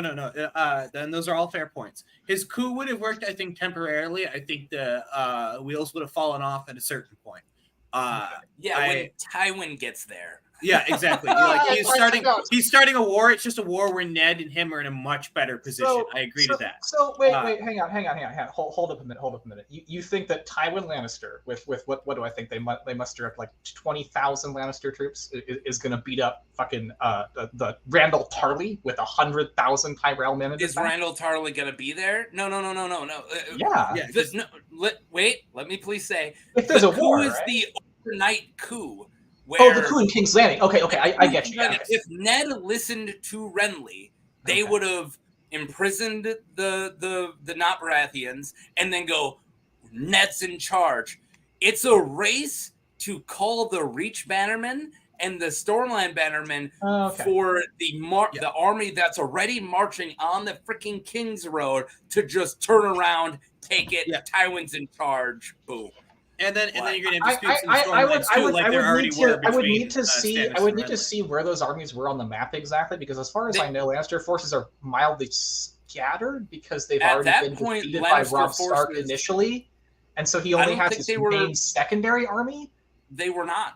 They were not. So the Whispering Wood hadn't happened yet. The Whispering Wood hadn't happened yet. No, but that's only part of the Lannister army, not the great Lannister host. Yeah, that's not the main host. Yeah, but the main host is much stronger, and that's all that Tywin has. And at this point, they haven't fought the Battle of the Green Fork. Therefore, the Whispering Wood hasn't happened yet. Okay. So you're saying that the full Lannister force would be able to march on King's Landing. But even I think they're already split. I think Jaime already is sieging River Run at this point. No, but his full secondary Tywin's large army is still on the freaking King's. It's at right there. They just have to march on the King's Road, which is going to be way quicker before Randall Tarly can call his banners to then go I think that. So you don't think that Tyrell banners were already more or less ready to go? Because I took it as fact that Renly flees the city and then is virtually within a couple weeks or something able to just show up in the Stormlands with a whole ass fucking. I think you're. I was like they seem like they had a lot of stuff ready to go, because they appeared to be planning a coup from a while back. Varys tells us that. Varys is they're planning to bring Marjorie to court and do a coup. Well, not a coup, but a soft coup. They were trying to do a soft coup by marrying Marjorie to Robert and having him kill Cersei. It was way more than a couple of weeks, for one, because Ned was in Black Cells for a super long time. Yeah. And you're talking, this is pre-Ned being locked up, right before Ned's getting locked up. Ned needs to be locked up, get killed. The whole next book starts. The entire time it takes for the North. The North, all that. And then that's a whole couple of months before the Tyrells get their banners ready. Because I always thought they had their banners ready pretty quick, and I was like, maybe if that fast. I don't know. They might. Then I'm I don't see how long they wouldn't just really catch Tywin when he's sieging the city. They could have done to him what he did more or less to them with the Blackwater. Yeah. My pitch for why Renly is a terrible politician. I want to start paying attention to this. If you're thinking long term, he gets a outrageously good offer from Stannis for gaining power eventually, but not immediately. And anybody who plays politics in any capacity knows a really good chance eventually is usually worth more than an okay chance immediately. There is a level of patience in there that is rewarding. And Stannis is probably not going to have another kid. And by all laws of Westeros, a woman cannot inherit that we're aware of. Yeah. That makes Renly Stannis' heir for sure. And Stannis basically affirms that in the meeting. So, I want to call this and talk to the chat here, and like as soon as you guys are okay with that. I just want to say just one more thing, and then we'll get back to crushes. Because to me that presupposes that a little bit. That includes our knowledge that we know Stannis is going to kill him. Because in book knowledge, want to. In book knowledge, Stannis was fucked. Like it at that moment, every character on the board, as far as Renly was concerned, could tell that Stannis was the one who was being offered a really sweet deal, and he should just surrender. So that's why I'm like, I don't know if that makes him bad that he, because maybe by modern political standards, that's like a smart play, and yeah, you don't kill your brother and all that sort of bullshit. Bigger army diplomacy. But by Ice and Fire standards, I'm like, I don't know, They really had him. He was sandwiched between a hard place, that being a fortified position that his forces had occupied, and then he had a bunch of cavalry on a field against like 2,000 guys. Like it was a slaughter. Stannis, like by everything on the field, Stannis should have surrendered, but he knew he had something special in his pocket. Yeah. Because he was all popped up on God and shit. I'm gonna even then just like. Will we please get to the chat? I really want to. I'm watching it just get further. My words are getting further up here. I want to read. So where were we? I don't think the Tyrells were low-key ready as in banners called. I think they just wanted to take over. Like they were politically making maneuvers. Like Loras Tyrell hanging out at court with Renly, getting closer to Renly. They were making political maneuvers, but I don't think they were calling their banners yet. Which book are you guys discussing? At this point, we were talking Clash of Kings. 1 and 2, mostly Clash. End of Game of Thrones and Clash of Kings. Christy Angel says Daemon Blackfire too good. I was just getting. I believe he was. At least the art drew him like he was, and yeah. Yeah, I think he was supposed to be a hottie. Yeah. But he also, as far as I could tell, somebody who was thought they were in a committed relationship. So when he started hitting on Dunk, the dude like, hey. I didn't take it as that. I thought he was just mad because he was flirting with Dunk, and he should have been keeping it on the DL. Like that is not how I read it. I read it as you read it I wrote it as if you're blowing our cover. We're trying to do a coup. Shut the fuck up and stop flirting with this random dude on the side of the road. I read it opposite. I read it. You're blowing our cover. You're killing him because I was flirting with him. What are you thinking? Like. Yeah, that's how I read it. I kind of like the stop flirting during our coup attempt interpretation. Like this is the real fine like political wire we're trying to cut here. You know what they say about we're attempting to overthrow the throne. Stop flirting with the hot knights. Just knock it the fuck off for a minute. And meanwhile, John the Fiddler's over Dave there. Black for a second is just like, no, I'm not going to knock it off. So Duncan, is it true what they say about tall guys? And it's like, guy, we're trying to. Stop flirting with the tall. I also like how Dunk does not seem to realize he's being flirted with. He's like, I mean, thick as a castle wall, right? Thick as a castle wall. Yeah. Is it true what they say about tall guys? We do have big feet. Me Dunk the tall. He's an idiot, and that's what I love about Duncan the Tall. Yeah, he's an idiot. He's an idiot, but he's also a little bit of a relatable cutie. Like I was horribly socially awkward when I was in my late 20s, so I relate to Dunk. I'm in the middle of Sworn Swords right now, or Sworn Sword, and this is like my 4th time through, but his interaction with Ryan Weber, where he's like, your hair is soft, and she's like, you've never touched my hair. Red. Your hair's red. I meant to say red. I'm like, oh my god, dude, learn how to talk to females. No, I don't know. Like I said, relatable content. That was me throughout the majority of my life.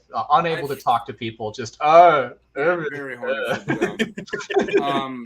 So I relate to Dunk. That like I said, horrible social awkwardness. It's a real thing.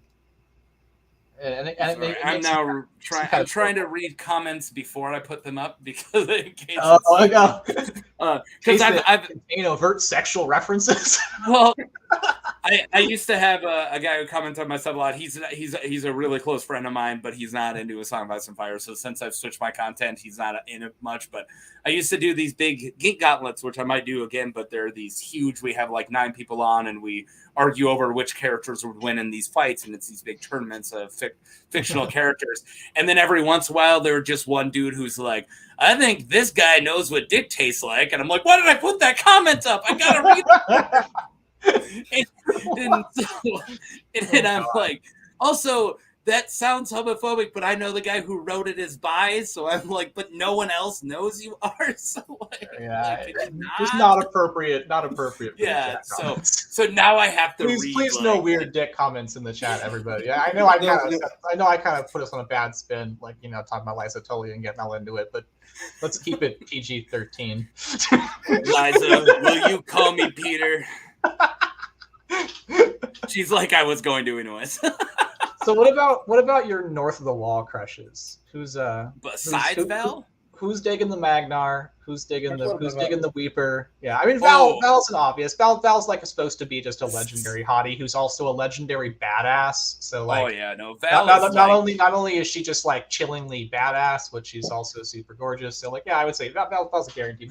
Who's your weird north of the wall crush? What's your? I think you already said it, and let me get the picture. Because as now my new catchphrase is, I've covered this character. Because I've covered a lot of characters. Sigourn, 1,000,000%. Sigourn is pretty adorable. He's very funny with having a hard time dancing. Not as weird, earless dad, but Sigourn. Sigourn's the tolerable fan. His marriage is adorable. Like, I like you don't know anything about their relationship even exists at the beginning of that chapter, and halfway through that chapter, you're like, yeah, okay. Like, this looks like it's an actual that was like the only semi-wholesome arranged marriage because both parties seemed like they weren't like into each other, but they were like down with the political arrangement. Yeah. So it's like it was not weird, non-consenting shit. But I don't know. It was the most wholesome of the arranged marriages. Let's put it that way. Tormund's obvious choice for Dornies. There you go. But 1-1 is the correct choice. And Faramir Sixskins is obviously the cursed choice. One is a coded Jets or a Giants fan, so I can't respect that. Coded Giants fan. Why? Because he killed the cowboy. No, one is 11, which was the jersey. Yep. I remember and all that. Yeah, George R. Martin being into football. I did a short on Patrick of Kings Mountain, and then all the comments were like, so you want to really know what's going on with Patrick? Like, I knew that he was a cowboy stan, and like I bring that up, like his sigil is the cowboy sigil. But somebody's brings up the 1-1 and how these guys, and it was like this huge it's like bet. Order the Green Men or Order the Green Hand Sports Edition. Nick Grimes. Steve Dorius says go Birds. I was wearing an Eagles shirt earlier because I was. Nick Grimes said Arianne, and I'm very down with that. Arianne is also a Bills fan. Oh yeah, before you got here on my crushes. Before you got here, Rig. Okay, you guys already hit up all the Sand Snakes who are all pretty cool. Not all the Sand Snakes, but we do have Arianne Martell. I already have the picture. We did talk. I do have a controversial pick for North of the Wall. If we want to pivot back. Okay, give us your controversial pick for North of the Wall. The Corpse Queen. Messed up. She's clearly an other and not a corpse. She's clearly an other by the description. Okay, so you actually believe she's an other? You don't buy it? I believe either way, it's necrophilia, bro. No, the others are an alien species. The others are alive. They're not undead. Okay, your headcanon does not save you here. They're probably originally from human genetics. They're just like alter men, Yes, they're magically altered humans into a different species. That's not that bad. It's just that would be really difficult in terms of the physical mechanics because the others are so icy that just the physics of you not being icy and them being icy when that goes together would be. I'm a sucker. I'm a sucker for forbidden romance as a trope. Zach's like the more forbidden. The more forbidden, the better. Yeah, literally, she's from the species that you're not supposed to even let exist. When aliens it doesn't get better than that. If Grimes hasn't left yet, Zach will literally be out there with the margaritas, being like, "You wanna chill." I'm so disgusted by you, Zach. That no. Zach is incredibly George R. Martin. Remember what Annalyn said? It. You want George R. Martin clearly wants to fuck aliens. Read any of his other books. You want to make? I'm going to keep this. He says you got to lay with the grounds, not eat them. Okay, no, I'm going to keep this slightly. If you went in the House of the Worm, it'll make sense. But you want to make out with cold lips? You want a cold body? It's gross. He's saying he wants the taboo. He wants it. He wants to chill. You know, I'm only ever gonna find out by trying. It kills him. Oh yeah, here. No, if somebody tells you it's too much of if somebody tells you they don't like mangoes and they've never tasted mango, how do they know? Well, mango isn't. No. Mango's a delicious fruit. What you're discussing isn't a delicious fruit. This is like. Some people don't know they like eating Rocky Mountain oysters. You have to try. Like that's what we're talking about. Do you know how I know that I don't feel anything from kissing other guys? It's a sample size of 20. Yeah, no, me too. I went to art school though. Like I had to, in order to understand some of our teachers, we had to dabble into something. In order to truly understand art, you occasionally just gotta make out. If you want to, I get it. I feel. If you want to learn how to use the Adobe Suite back in the day, you had to make out with your roommate. Like it was just the way it was. It was just the way it was. Did we both win or lose? Kids don't know. You can just download stuff these days. Back in the day, had to make out with your roommate. Oh my god. Love that man. If he was a better kisser, I might be bi though. if my first gay experience was better, who knows? I might not even be married. But anyways, all right, where are we at? So that would cause the snow to melt. Shrinkage is. Yeah, no, I think it'd be the opposite. I think the other would be causing you to freeze. Yeah, a mango wouldn't kill you. It would be bad for you. The other would probably be like largely unaffected by it. Steve Dory said the mango will kill him. So. Yeah. Some people, yes. But, can you kill the mango? All right. Let's bring up another crush. I think I have a couple that we haven't even talked about. So, I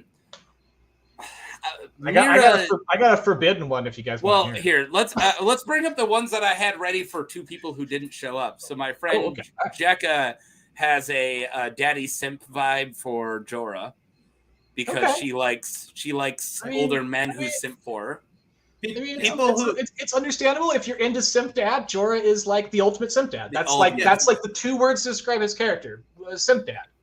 Having recently turned 30, I can no longer say anything bad about anybody who finds Jorah hot, as I'm increasingly reaching like Jorah sort of like state.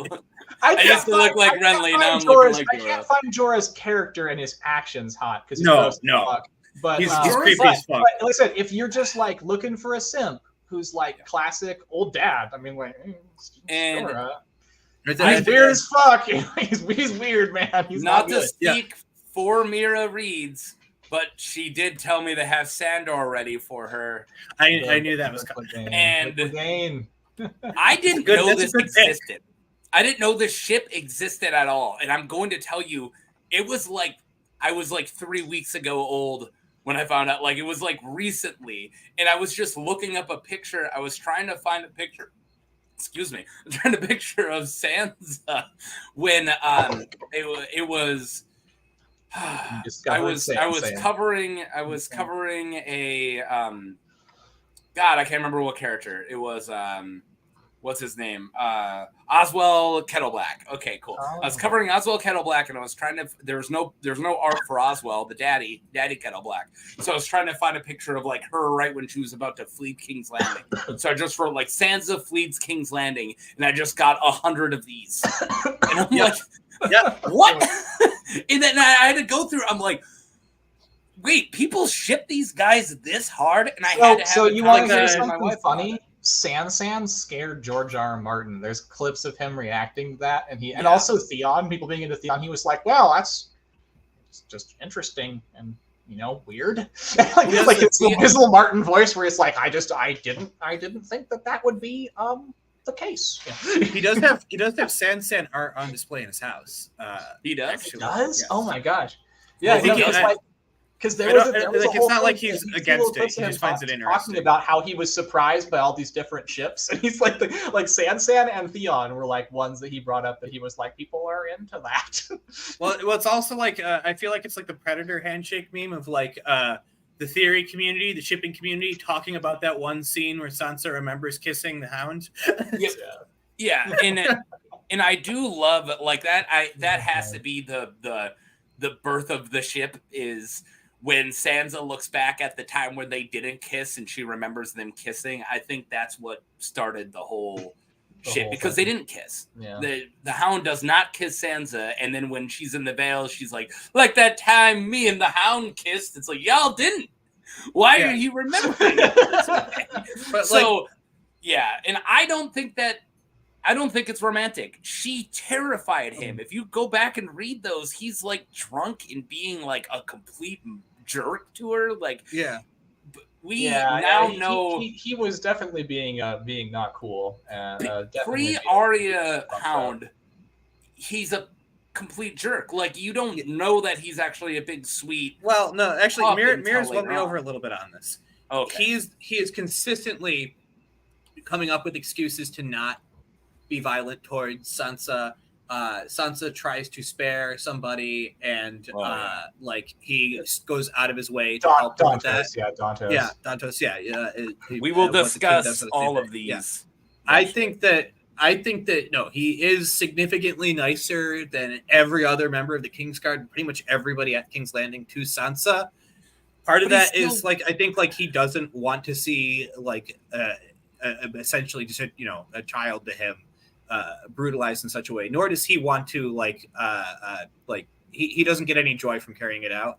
I think part of it might just be that he doesn't want to do his job, which is fair. His job sucks. But he still makes fun of her. Like, bird isn't a term of endearment. He's mocking that all she does is just parrots other people. She says her courtesies. He's calling her an idiot when he's like, oh, the little bird who parrots her courtesies.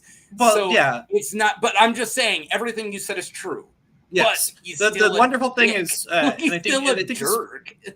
I think from Sansa's perspective, he is equally a jerk to her as he is to everybody else. Mm-hmm. So it seemed like fair treatment when she's being treated horribly unfairly by everybody else. and I do because these people who are beating the crap out of her were like, of course, my king, to Joffrey this whole time. I do want to say he's a jerk because he has a horrible life and everyone's treated him like dirt. His face is scarred. Everyone treats him like a monster, so he's going to act like a monster. Yeah, the Hound is so forth. So I'm not blaming him for being a dick. He has a horrible life.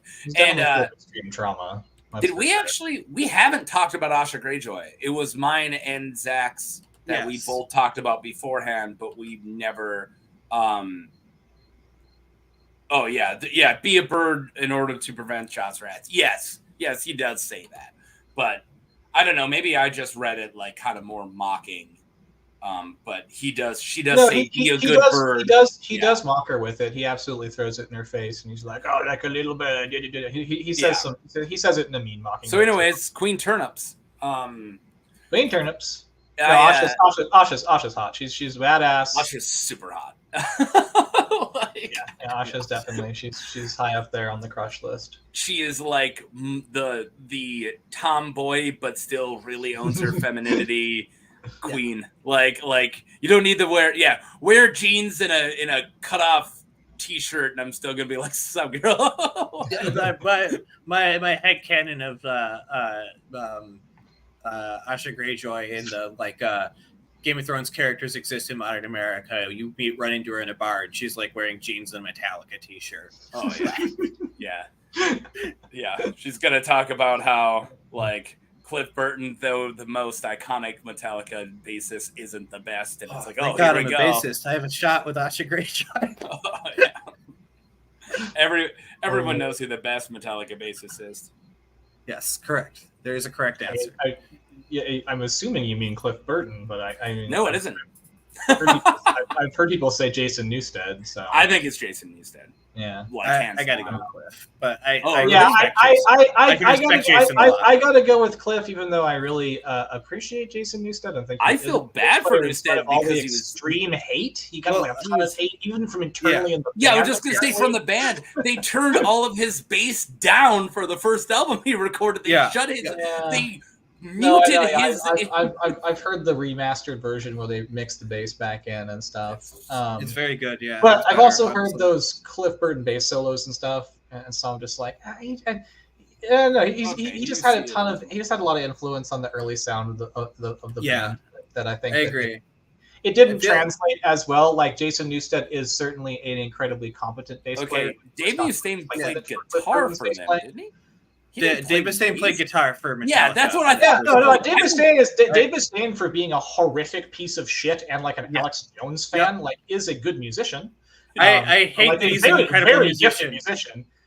Fun story about RIG. I used to play the guitar all the time rather than going to school, and I played like tons of that shit. So I used to know a bunch of Megadeth songs and stuff. He is a very competent musician. Yes, but he is a horrific piece of shit as a person. So, but very good at the guitar. Love some of those albums, and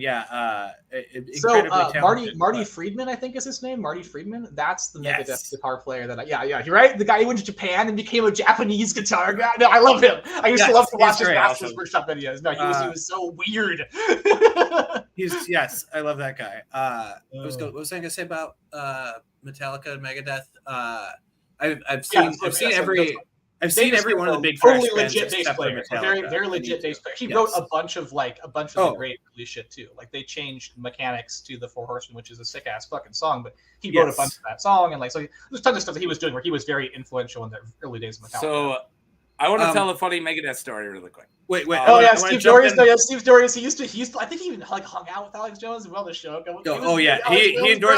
He endorsed Rick Perry for president in 2012. I do want to say one thing about Jason Newsted, which is the thing that I disrespect Metallica for the most is they don't. If you're in Metallica, they're like, don't do other projects, and then later they change their mind to that god awful album with Lou Reed. But They stopped Jason Newsted from doing a collaboration with Devin Townsend because the album Physicist by Devin Townsend was supposed to be him and Jason Newsted, and they had plans for how they're going to work it together. And at the last second, he got told no, and he had the whole album had to be done by one person, and that album could have been excellent. But when I didn't know what I was going to do with this channel, and I didn't realize what shorts were and how to use shorts, and now I do. I do a short every other day, and they're always talking about some fire. They used to all be lightsaber ones. I have hundreds of lightsaber shorts. I'm a big Star Wars nerd, but it's really hard to be a Star Wars content creator because the audience isn't as nice as this audience. So I got to move. But also, so I have a collection of CDs. I listen to CDs in my car. And the Megadeth CD, I can't remember the name of the album. Somebody's going to tell me, but it's because I'm only thinking of Song of Ice and Fire right now, but the art, not on the album, but on the actual hard disc, is them like air guitaring, right? And it looks really dumb. And the drummer is like poking him from the side, and he's going like that, like he's got his fist out. And it's really awful. And I put a short out randomly. I filmed it in my car on the way to work. I just put it onto this channel. It's on you can go watch it right now. It's on this channel. And I just wrote like, hey man, I really like Megadeth, but this is so dumb. Like this guy's like going, hey, I'm in the picture. And I'm like, I just make fun of it. The Megadeth community finds it. They come to get you? They don't come to get me. They come to educate me. They're actually really nice when they're telling me I'm wrong. But they tell me which documentary to watch where you see them taking that picture and how they're all in front of a fan air guitaring, and the weird is actually him air drumming, which doesn't translate to still images. I'm sorry, but it ends up looking like this. Translate great to stills. You're right. Air guitar does not translate to stills. But it was funny of how many people were like, because I just call him their drummer. So many people are like, don't be mad or don't make fun of blah blah blah blah. He's a saint. I'm like, he is. Now, Megadeth, fun fact on Megadeth, they especially in more recent times, and I do not know that much about them in the current times, but like when I was into music, they went through musicians like fucking crazy. They go through people because fun story about old Metallica and Deamon Sand, he used to break beers into their fucking amps and guitars and fucking beat them up. He was so horrible. It was so horrible. Legit. Dave Mustaine dropped out of middle school to become a drug dealer.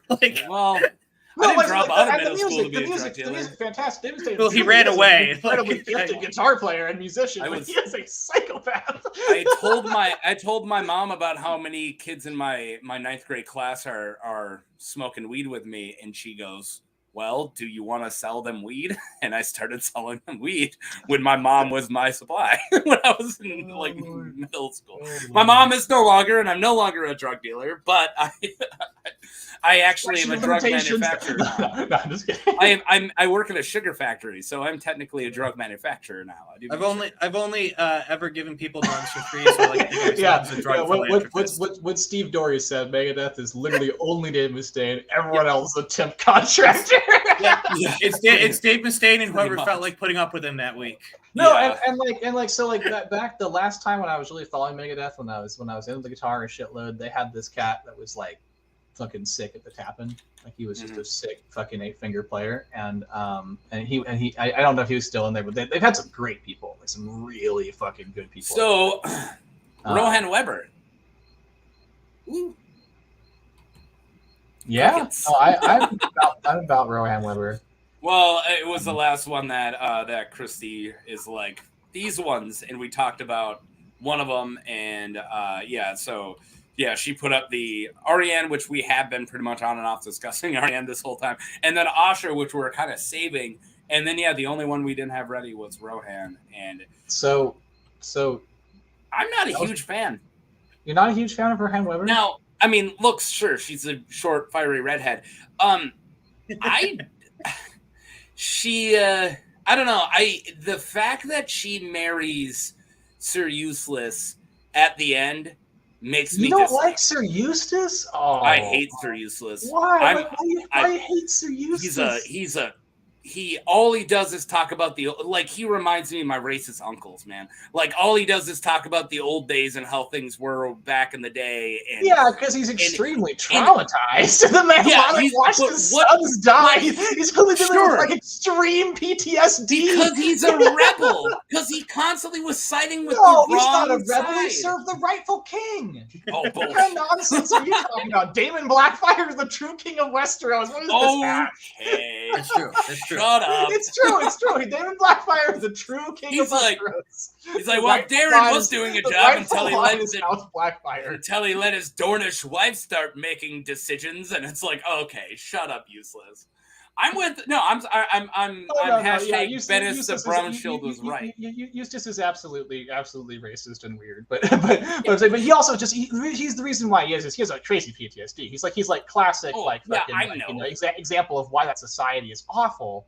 Yeah, because everybody his wife killed herself and shit. Like he's just like his life fucking sucks. It's like I always had like enormous sympathy for him. Not that I thought he was good to his family or nothing like that, because he was a man clearly full of emotions, born into a world where it was impossible for him to be good to his family because of how society shaped him. And it was like, he's tragic as fuck. Like he is so sad. Okay, everything you're saying is right.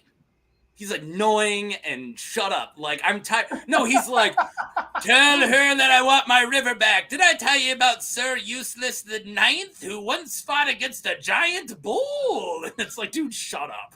Like that's his whole thing was like, I'm named after a king who once fought this, and it's like, dude, no one can just shut up. Like the Checky Lion story. The Checky Lion story was great. Oh, Sir Eustace is a hidden gem. I'm not saying that I'm more of a Bennis the Brown Shield guy. I'm with him.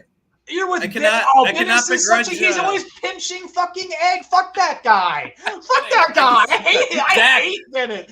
Let Zach come in. I cannot begrudge an old man. When I was a little fucking kid, people would treat me like that. People would menace me. Adults would pinch you. I was joking. Like before you're big enough to sock them in the mouth, they'll fucking do shit to you like that. It's annoying as hell. Okay, Zach, I cannot be upset at Eustace. I have to support an old man telling long-winded, sometimes problematic stories. I've read the works of George R. R. Martin. Yeah, no, for real. I do love Bennis's brown teeth. That's hilarious. The one. Okay, so oh my god. All right. Euron Greyjoy ruined for me by the actor. Major crush. You have a crush on Euron? That's the. That's show Euron. Sure, Euron's hot. Unfortunately, he's not Euron. Yeah, that's the forbidden crush, Yeah, well, all right, I understand the forbidden crush until you find out that the dude, like, what he did to his family growing up and, like, stuff like that. Like, no, Euron's a monster. You're right. It is a sexy forbidden crush. I would say don't date. Crush. It's the crushes you can't have. I would say don't date a Lovecraftian abomination, no matter how sexy he is. But this is getting dangerously into spoiler territory for my next album that comes out in a year from now. Okay. Yeah, Zach's current album is out, by the way, right? No, the 13th, but I am going to do a Bandcamp pre-release a couple days early because somebody already found my Bandcamp and bought it. And there's no way to stop. I started watching the Wolves video. It had your thing in the front in the beginning, and I was like, "Wait, is it out right now?" No, it's less than a week. I'll be doing a pre-sale thing at some point, but I'm just happy that it's done and that people seem to want to listen to it. And yes, some very hardcore fan found the Bandcamp page where you can technically buy it, but I've never shared the link. They like reverse engineered, like figured out how to get to my Bandcamp that I've never shown another human and bought the album. What? The internet's so terrifying. I'm impressed, honestly. So like, shout out to whoever did that. That's wild. Well, you sold your first album, though. I did sell my first album. That's correct. That's got to be worth like one of those LP. You got to mount an LP. Just mount. You sold at least one. Get the LP mounted. I will. I'm getting physical copies made. I'm gonna keep one. I also have to get one, and I'm gonna get some posters made probably for me and the artist who made the album art, who's also the featured vocalist. So hopefully, not to promote my music too much in a show it's not about it. Although we did promote Megadeth for quite some time. So Taco, can I ask you? Are you in the camp? I'm seeing people in the chat talk about Rohan Weber just like marrying people left and right. Are you in the camp that makes her not cool? I'm like that's just how the world is. Like that's just like you just like doing okay. Her thing. Yeah. I mean I hate that the world is that way. It doesn't make me look down on her. I'm just like, okay, that's just, marrying that's just what it is, marrying people left and right. I don't like, and I also this is going to be a really long answer because it's a really complicated subject, but she literally has to marry somebody by like midnight tonight or you marry the freaking long inch, which is a awful piece of crap. He's a horrible ass. Marry the long. Yeah, but it's what she does. She uses people to take, like, I feel like she is the evil villain of that whole story. And let me explain why. I find her the absolute everything that's wrong with this society. And she's equally a villain or a victim of it, but also what she does. Okay. That whole story is about a lesser lord beefing with a higher up lady with more land, right? What does she do? She takes away the water. She provokes them into it. She manipulates Dunk, uses him to fight and get rid of the long inch. And then when he's knocked out, she marries the dude who's going to die soon to get his land. She later gets that land, gets all that land, and then marries a Lannister and moves on up in the world. I'm sorry, but I think that. Do you think she used Dunk? Because like, how would she foresee that Dunk was going to challenge him? Like, does he I think that she manipulates him into it. I thought that everyone read it this way. I really thought that everyone read it this way. Here's how I read it. Because I read it like basically she feels like she's gonna like in her character. It felt like she was gonna be married to the long inch no matter fucking what. Like she was kind of like, fuck, it's gonna happen. I'm gonna marry the guy. But you see that big tall guy. So shows up, and it seemed like she had it outnumbered hugely. I felt like she thought he was going to leave. Like she just like legit scared away. And it was like, fuck, well now he's scared away. We've won the land dispute. I guess I better marry the long end. So she seemed foregone to her fate a little bit. And so when she escapes it because of what he does, being Dunk and being kind of irrational, attacking people as he does, she tells him. Then she makes a strategic move to marry Eustace, which is a strategic move. But like I said, it's kind of like that's how the world kind of is. So I just didn't see it as like her manipulating. She tells Dunk, "I really don't want to marry the Long Inch. This is awful, and I'm going to be forced into marrying somebody." That is manipulating Dunk to get rid of the Long Inch. I'm sorry, but that's how I read it. Because how would she know that? How is that? Because Dunk is a lunk. No, but she doesn't know him. She's never met him before. Like, we know Dunk's a lunk. We know Dunk's a courageous. All right, I'm apparently in the minority thinking that she actually liked Dunk. I never thought she actually liked Dunk. I never did. I thought it was totally implied she had a little crush on him because she seemed legitimately sad when she couldn't, have a relationship with him because she, was a lord who had to get married and shit. And she gives him a lock of her hair. I don't know. You don't chop off all your hair for somebody you don't have a little bit of a crush hatred on, of the upper class. She had a little bit of a crush for him. I think the fact that she is upper class just makes me because I'm just a big hatred of rich and powerful people but she's hardly the worst of rich, powerful people. Yeah. No. You're right. Yeah, we have way more examples. Not the worst. No. You're right, and I never said that. I'm saying that I think my disdain for High Lords does kind of. I view the entire. Tell me if you guys don't view the entire second book of Dunk and Egg. I view Sword and Swords as a book. I thought the theme of this book was look what happens when two High Lords argue over pretty much nothing, and how the little people have to fight for it, how Dunk gets hurt for it, how the peasants get. She's the other one. And I also hate Sir Eustace. I really think of that whole book as these two guys fight over a river, or a guy and a girl fight over a river, and look how how it uproots and ruins all this crap. It just seemed like that was the point, was look at how the younger or the little folks suffer when these people argue over nothing. That's what I thought the point of the second book was. No, I think that's definitely a theme. So I totally agree. I think that's definitely a theme. I think that's a big theme just in Ice and Fire in general. But I also think that George, when he writes, is not necessarily trying to make there be defined villains. And because, for example, Eustace, for example, is in some ways very unsympathetic and kind of villainous. He's, he mobilizes those fucking peasants. Listen, I view him as a victim of PTSD and a product of a really fucked up system that turned what would otherwise be a rather emotional man into a monster that lost his whole fucking family and they had to suffer the rest of his life for it. But that's what I'm saying is but he does mobilize those peasants. He is a piece of shit.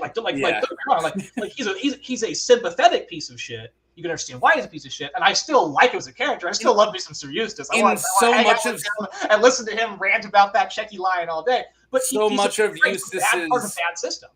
So much of Eustace's motivation is his pride, which is what makes me dislike him more, because I hate the idea of rulers getting putting people's lives, their actual lives, not pride, not something that's not something emotional.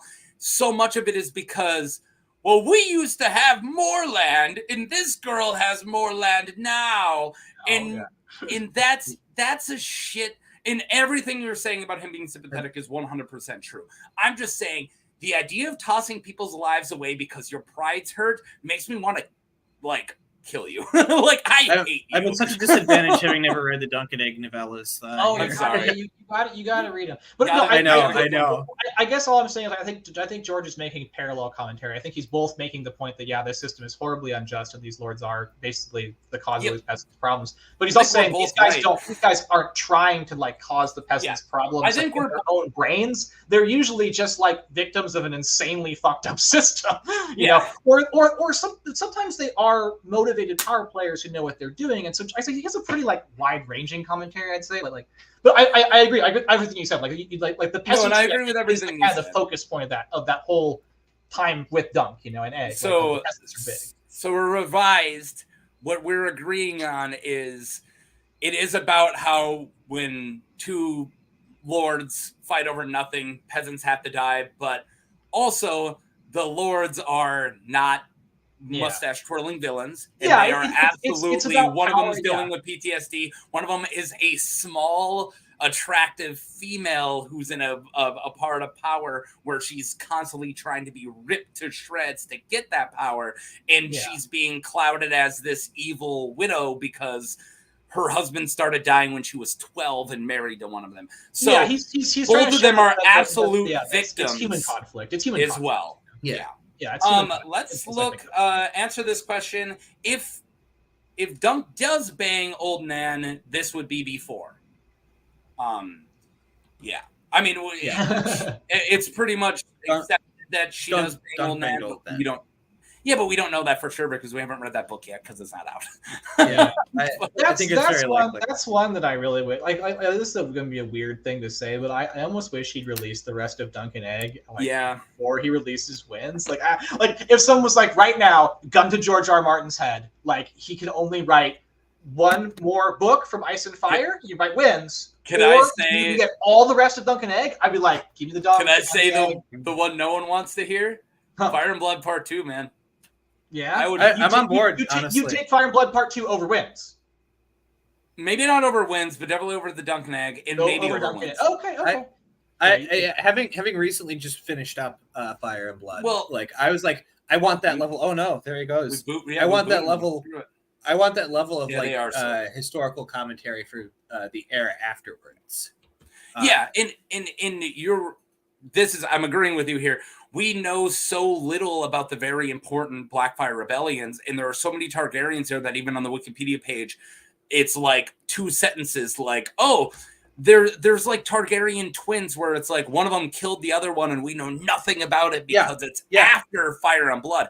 I need to know the Blackfire rebellions. Like, I need to know more about that era because like Aegon the Fourth is so Aegon the Unworthy is so pivotal, and even Daeron the Good, all this stuff. We know nothing about him. We only know what we learned from Dunk and Egg. I would love to know the man that Viserys II grew into, because just hearing like the little bit we do know, he sounds like such a compelling character, someone I can relate to strongly, is someone like who and Jackie's hitting the nail on the head here. Like the world building of both of these are so important for Winds. Yeah. So really quick, I just wanted to show off my copy of Fire and Blood that I haven't actually read the physical copy yet. I've read the audiobook. This one I got from Zach and Tom. I only do audiobooks. It's signed by Matt Smith. It is. It's signed by Matt Smith. Why would you have a Doctor Who sign it? Because he plays. It wasn't the Matt Smith from the movies, but it was it was a Matt Smith that Tom knew. Tom happened to know somebody named Matt Smith and got him to sign the book. Everybody, Terminator Genesis is Matt Smith. Sorry, I tried to think of his worst credit. Matt Smith, just a Matt Smith. Guys, we're at 2 hours and 16 minutes. How are you guys feeling? I can keep kicking. I'm good. I can be here for a little bit longer, and then I gotta finish up doing some homework. Unfortunately, I gotta see what my roommates cook for dinner, because we usually have dinner around midnight. I need to learn. Everybody's sleep schedule's terrible. But I can do that in a little bit. I can stick around for as long as RHE can, at least. So maybe when you're done RHE, we can call it if that works for you. That sounds good. So I work a graveyard shift tomorrow. So today is Thursday. I work Friday, 8 p.m. to 8 a.m. So on this, I have a monthly rotation, and twice a month I flip to graveyards, and this is one of them. And I usually stay up all night until my daughter wakes up in the morning. I get her ready to give to so my wife can take her daycare, because I'm not going to drive in the morning after I stayed up all night, and then I pass out. So I usually flip until about 7 or 8 a.m. and then I pass out and try to sleep all day. I usually wake up at about noon, drive to get Taco Bell, knock myself out with the Taco Bell, and get like 3 more hours of sleep. As awful as that is, and that's why I look like the way I do. That's like, I just can't. Whenever people talk to me about healthy habits, I feel like when you work a rotating 12-hour shift, it's just impossible to have healthy. Granted, I don't need to be eating Taco Bell, but people go, well, you need you need to go to sleep at the same time every day and wake up at the same time every day. I'm like, I work a rotating 12-hour shift. That's impossible. Like, it's impossible. For the day. Jesus. Yeah, it's literally impossible. I work in a field of work where my like free time is a suggestion at a lot of points, and there'll be a time very soon where it's not going to be great. But I don't know. Luckily, I only have like a 3 p.m. Zoom call tomorrow, but I have to do some work before then. But the good news is I can just collapse in bed, wait until like the sun wakes me up, and I'll be fine. Oh my God. Everything. Which is what I've been even doing. my sleep-ins are, I get to sleep in until my 3-year-old wakes up, and which is normally before my alarm. I don't know what's wrong with my kid, but she wakes up like somewhere between 4:30 and 6 every day. So even if my alarm's at 6, I sometimes get up like an hour before my alarm, and the whole time I'm like, oh my God.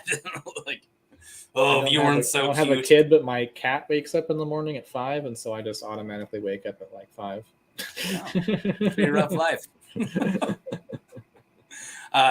Yeah, I don't sleep with our cats in the room because I'm such a light sleeper, and I know that that's like weird for most cat owners because like sleeping with your cat in bed's a big important thing. But I'm such a light sleeper, and I am also not in control of my body for the first like 2 seconds of waking up. So I've woken up to me taking a cat, like and I'm like, oh my God, I love you. What did I like? Because I don't have that. So it's just easier to lock them out, and it kills me because I miss having a cat in our house. But also with my weird schedule, I need to control my environment in order to sleep because I have to sleep during the day. So I need. No, that makes a lot of sense. What you got to be changing how you sleep. Yeah, because cats wake you up. My cat sleeps in the room. He doesn't really sleep on the bed that often because I toss and turn a little bit. But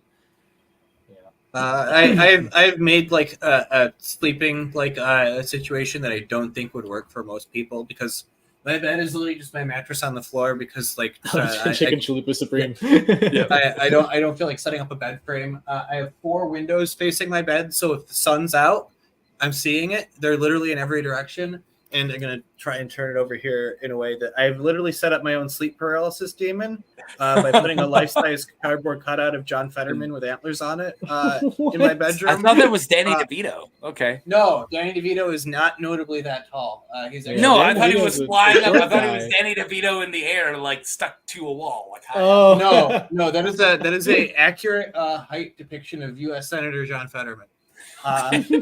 You got did you say with antlers though? Did you say with antlers? So this is with antlers, yes. There's a very long story that requires me outing not just my job but where I work to explain why he's wearing antlers. John Fetterman's tiefling D&D character.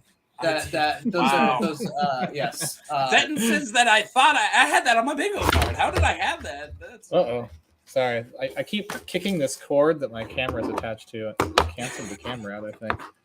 Random internet guy like does all of like he has 3 persons worth amount of like stream difficulties all that. It's terrible. Me and Zach have been fine, and you're constantly like knocking over your camera, unplugging, getting kicked out. I am in the very narrow sliver of my room where I can sit in a chair and talk without like tripping over the mess I've made. So I'm in the corner.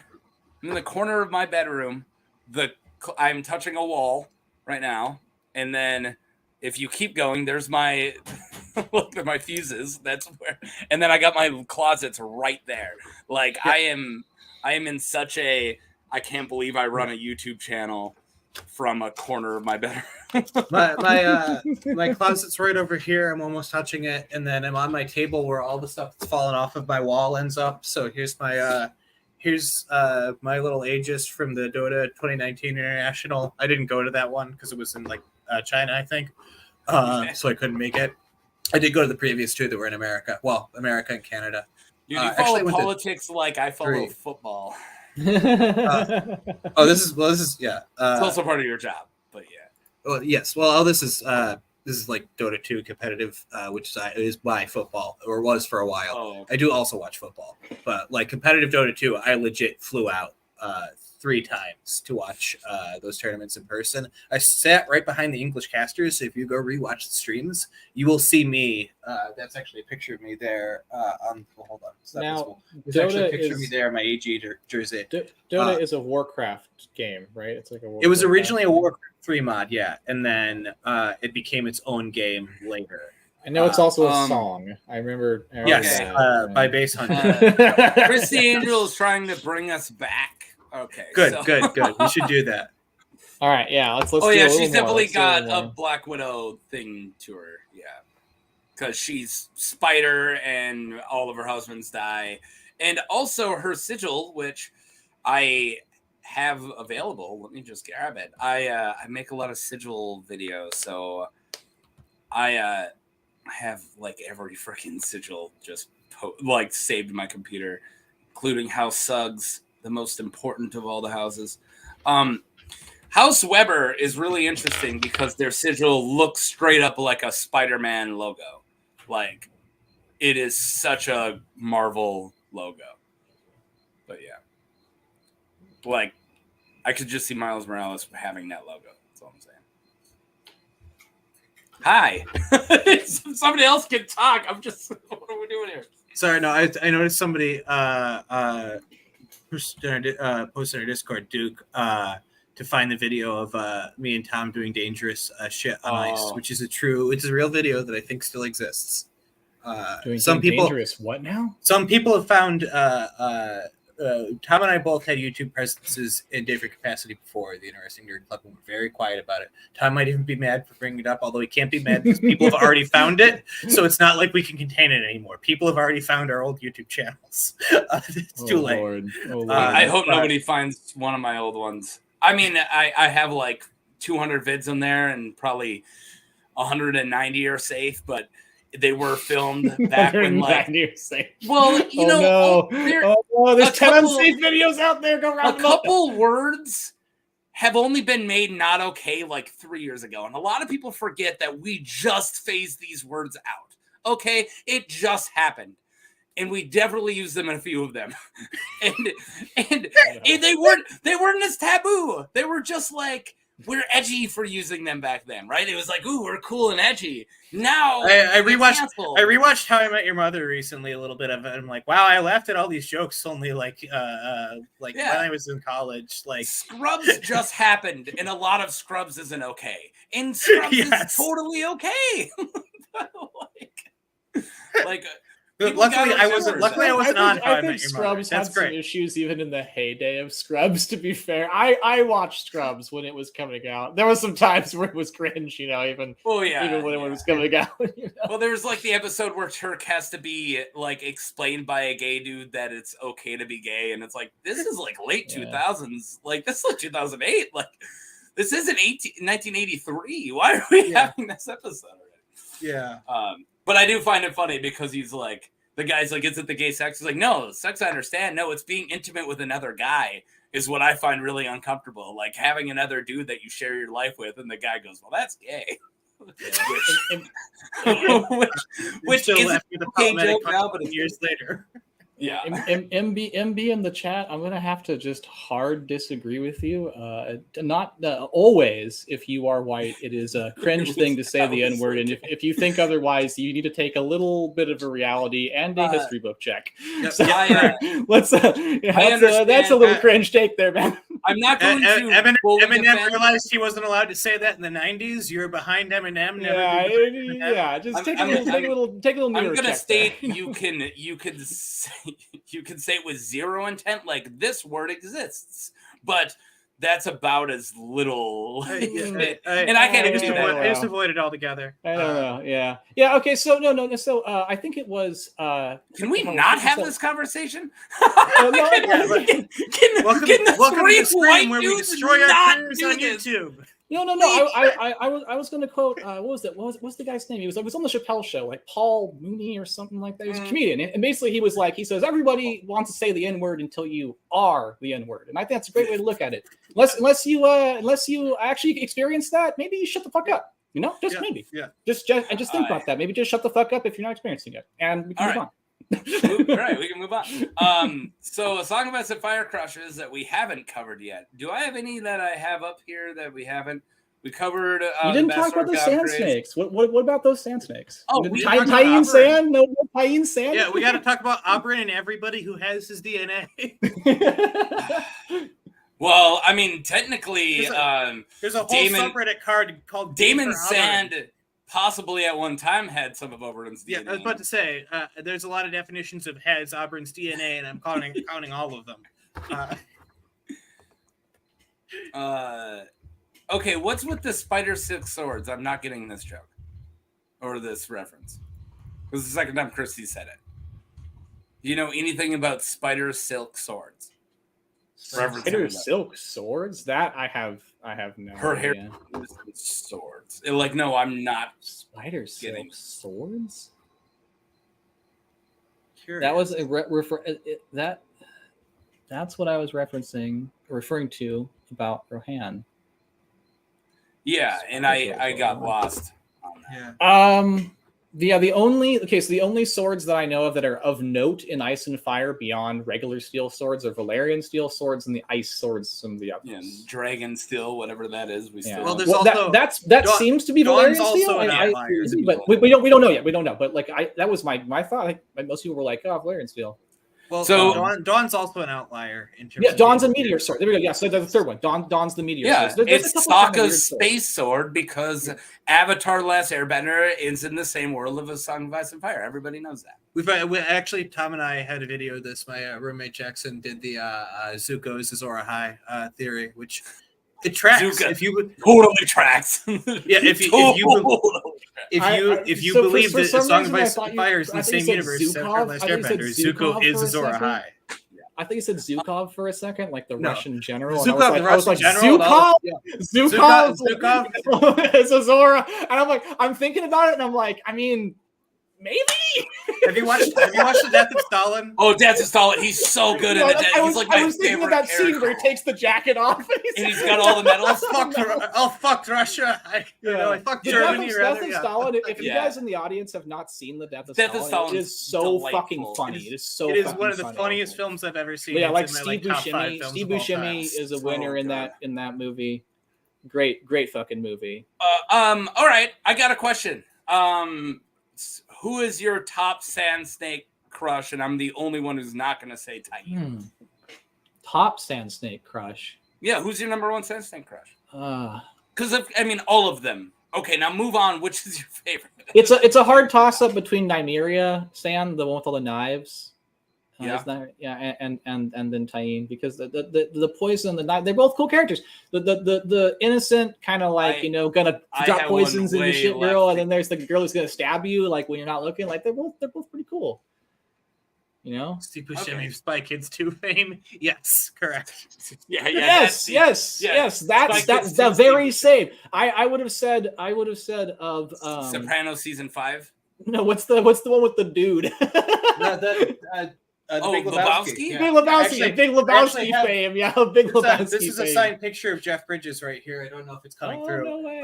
It's like signed picture for a film. I actually have a copy. It's not here. It's back at my house in an unspecified Buffalo suburb. But I have a signed table read copy of The Big Lebowski with all the main actors who were there for the table read. So I have Steve Buscemi, Jeff Bridges, Zach, John Goodman. Can you do me a favor? Yes. Please.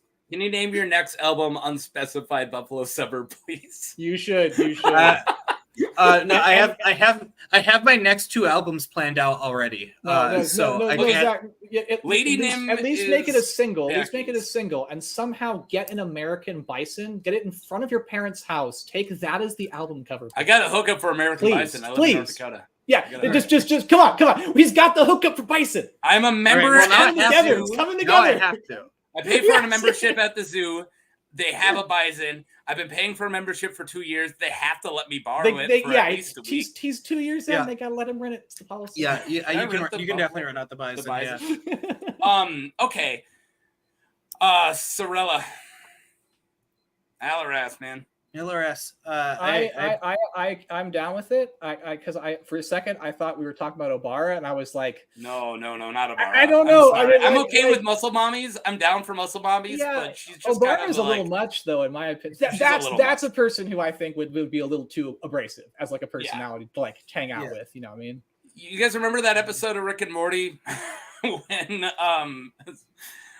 when Jerry is dating the weird like warrior alien race chick who just constantly is just to celebrate hunting this season 3 when they're broken up. Season 3. Okay. Yeah, I think maybe like I watched a little bit of season 3. I watched 1 and 2 all the way through. And 3 so to celebrate a hunt, they go on another hunt. They're just constantly hunting, and that's her whole thing. It's just this warrior alien race, like warrior princess alien race, and I just feel like that's what Obara would be about. Like, hey, you know what we should do for the first date? Go and stab things with the spear. You know what we should do to celebrate the first time we bang? To stab things and kill them. Like, just a little much. Yeah. Yeah. I like Sorella. Sorella's I like my lady smart, and she's like studying to become a maester. She's overcoming institutional sexism to do so, and overcoming structural boundaries is hot. And also probably part of a Dornish plot. Also shoots the bow. I mean, that's where it's at. Really smart, really like, and I've always had a tomboy thing. Like my wife's very like tomboyish. She only wears dresses for weddings. Like she's like, and only when she's in them. Like she's just a jeans wearing and flannel shirt wearing lady, and I'm so into it. And like, so I like the tomboy look is what I'm saying. I'm getting our next crush picture up. I do have another suggestion to throw after the next one. Okay, this is one that was brought up by the chat, so I just want to get it out of the way so we can move on. I got him. Look. Oh boy, it's a cat. Little baby kitty. He's a little baby. Oh no, I blocking the screen. Oh, there he is. Hello. This is a kitty cat. he's kind of freaked out. He's like, "What are you doing? Why'd you grab me?" Yeah, well, brand new kitties. Do I not have? He's stuck in my headphones. How do I not have him? Back down to your little house. Back down to your hiding spot. All right, I guess I don't have it ready. Maybe I named it something else. Yes, Steve Doris. There's not a drill. There's a cat. Yeah, there's 4 that were born in the backyard. I caught 1, so I'm trying to catch 3 more. And then 1 mama cat. For some reason, I thought I had a character who I don't have saved. That does not happen much. I've talked about so many people that I've made so many vids. It wasn't Bonifer Hastings, was it? He's hard to have a crush on. I have a picture of Bonifer Hastings because that's a vid I have coming out soon. Yeah. So, yeah. Like he has an interesting backstory. I love Bonifer Hastings. I have him paired. It's in 2 weeks, I think, and I got him and Hyle Hunt coming out the same week. Hyle Hunt. Yes. Hyle Hunt, I actually like, I think, a little more than some people might. He is absolutely also a piece of shit, but he's doing a little bit better, I think, than he was in Brienne's past. And he does stick his neck out at some times, where it seems like he does intercede on her behalf when she first enters the town and stuff. There's so he's not I would say he's not so unredeemable as a character that you can't like him. He's a little bit fun. He's cheeky. So I did a poll before my knowing that I was going to cover him, and then I gave the poll a couple weeks to cook, and I just asked, what do you guys think of Hyle Hunt? So when I finally covered him, I just took the poll, screenshotted it, and I brought that up of I want to know what people thought. And it was he's a jerk, he's okay, or he's fine, or I like him. And it was overwhelmingly he's fine. People he's not a complete jerk, but he's not lovable. He's Hyle Hunt, he's okay. In the same stuff about Hyle Hunt, you could say the same stuff we were saying about Rohan Weber and Sir Eustace. you could say about him of like he's a product of this horrible society, and he thinks that women have a role, which of course we know now that they don't. But he grew up this whole life thinking women make children, man make war, and it's not his fault that has been drilled into his head by this awful society. No, that's a perfect summary of the Randall Tarley shit. So yeah, no, Randall Tarley's awful. Randall awful. He definitely grew up in this really fucked up culture. But like I said, he has some endearing qualities to him. And like I said, he's a character who I don't think is horribly irredeemable. He's just a piece of shit who like you can have a fun time with as a book reader, or like hanging out with him. He has done some stuff that shows that he's not just like a demonstrable asshole. He saved Samuel Tarley's life. So without Hyle Hunt, we don't have Samuel Tarley. Yeah, he's done some shit that's not horrible. So, anyways, Oberyn Martell, the Obmeister.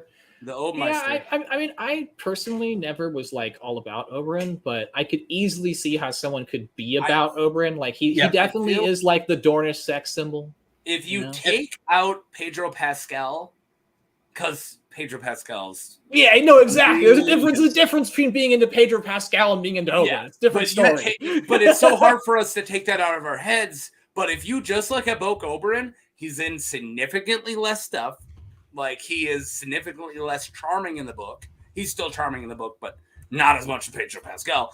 And, like, I don't know if he's as lovable, but apparently he is as hot because he still just bangs everybody, including Deamon Sand, possibly. So. But yeah, Oberyn, like, poor Sam. The thing about him is like Sam's backstory. Oh my god, what a with the worst dad ever. All right, Zach, we always step on. No, it's good. Zach, you gotta push through us because me and him do this, and you go, well, no, you gotta come on, mosh pit. Oberyn's like really fun and interesting because he has like this sort of like. You know what? I'm gonna go find out and do it. Sort of personality. Like he's gone across the narrow sea. He was a pit fighter. Like he has like met and charmed and slept with all these different women and men. Men. Manly men. Men. He's charmed. He's charmed them all. Like he has just gone out. Like there's I get that. Like I try and live the most adventurous life I reasonably can. Will not try to live the Oberyn life and stuff like that. I have joined a sellsword company before, so yeah. Tell you need a little bit of Oberyn in your life sometimes to make sure you're not just. I did spend my 20s I did spend my like college years as a hardcore anarchist punk in like a town with a really strong punk scene, and I feel like I've ended. I think anarchist punk is Dornish as fuck. So. Hell yeah, very Dornish. Very Dornish. Talk about like all the houses near the Boneway and tell me like Manwoody. You think Manwoody and Corgyle don't listen to frickin' anarchist punk? Like they are right? They're Henry Rollins is in charge of all of their houses. They're hardcore houses. The house words of House Martell might as well be a punk album name. Like, yeah. Unbarred, Unbent, Unbroken, the Ramones' new album. Or Dead Kennedys. That sounds like a Dead Kennedys album. It does, a little bit. Did you know that Dornish House, or their words used to be "Give me convenience" or "Give me death"? Because that sounds like it could be their words.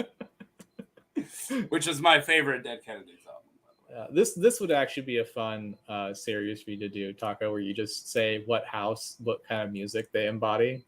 So we've had this conversation over on the Interesting Nerd Club. Mira and Zach did have that conversation, and I was at work commenting like loving it. But I think it was Zach, right? You had that conversation. Yes, I was actually Mira and I were both you looked different. The same location, and we were just answering questions, and we went in a whole like track of like who would listen to what music, and it always devolves back to Sansa would really like Taylor Swift. That's the one thing that always comes up in this conversation. I was really on John being into the Interpol bravery of like John's era. favorite Modest Mouse song is a Modest Mouse song you haven't heard of before. Yeah, it's actually he only thinks that he thinks that they sold out during Moon Over Antarctica. That's when Modest Mouse sold out. You know, the one that didn't have a single.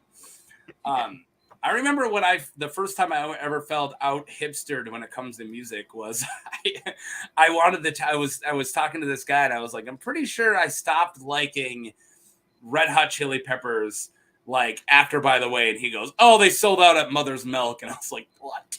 Like, dude, okay.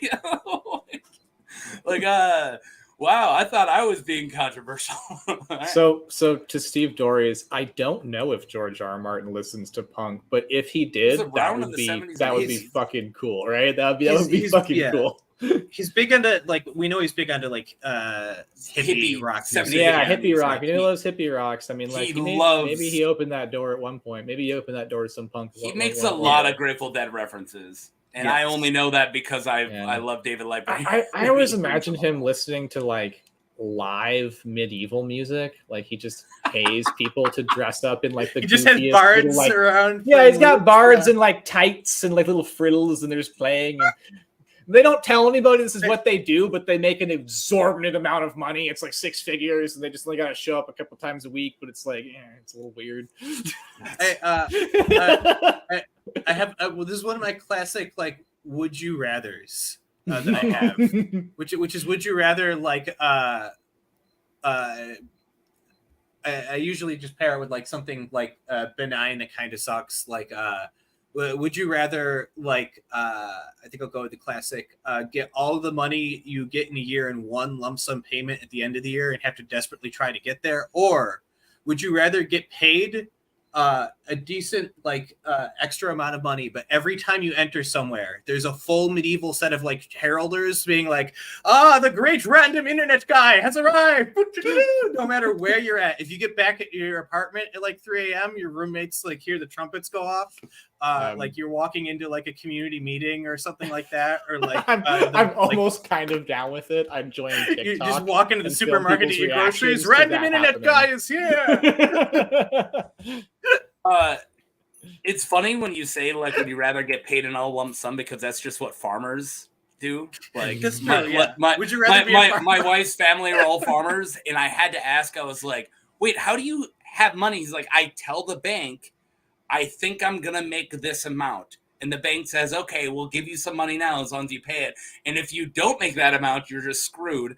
And then also at the end of the year, you get it's how they pay taxes is what's insane to me, because I would tax evade, because I always think if the government didn't take my money out, I don't know if I would. I'd be like, if they didn't take my tax, I hate paying taxes. I'm an anarchist. I hate it. So the idea of hey, I'm selling all my crop, and at the end of the year after harvest, I'm making, whatever. I'm just going to throw it up $200,000, right? And now I have to say, this is what I owe for taxes, and I have to tell the government I made this, and this is what I'm giving you. Getting the money first and then taking tax out after would be so hard for me. I'd be I don't want to give you this tax. How much did he make? $50,000. I would El Capone so fast. It's not even funny. I would be in prison for tax evasion if I was a sugar beet farmer. Quick, one more thing from the chat. I see you FIL. I see you Phil. Yes. You need to hook up with Quinn the GM and Fantasy Haven. That would be great. They're all awesome. So it turns out Fantasy Haven is in our Discord server. And me and Zach were in a video on his channel. Yes, we did a collaboration with him and with Tom.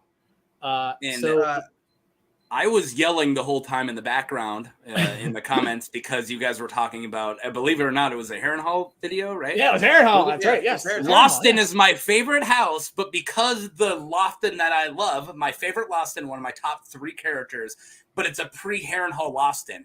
And he just moved over and there was a Lofton around the same time as Vigor. And I was like, it's Guy Lofton! He's my favorite! Yeah, I will give some behind-the-scenes explanation. I wrote and recorded a 6 or 8 minute piece about House Lofton, and it was just far too long.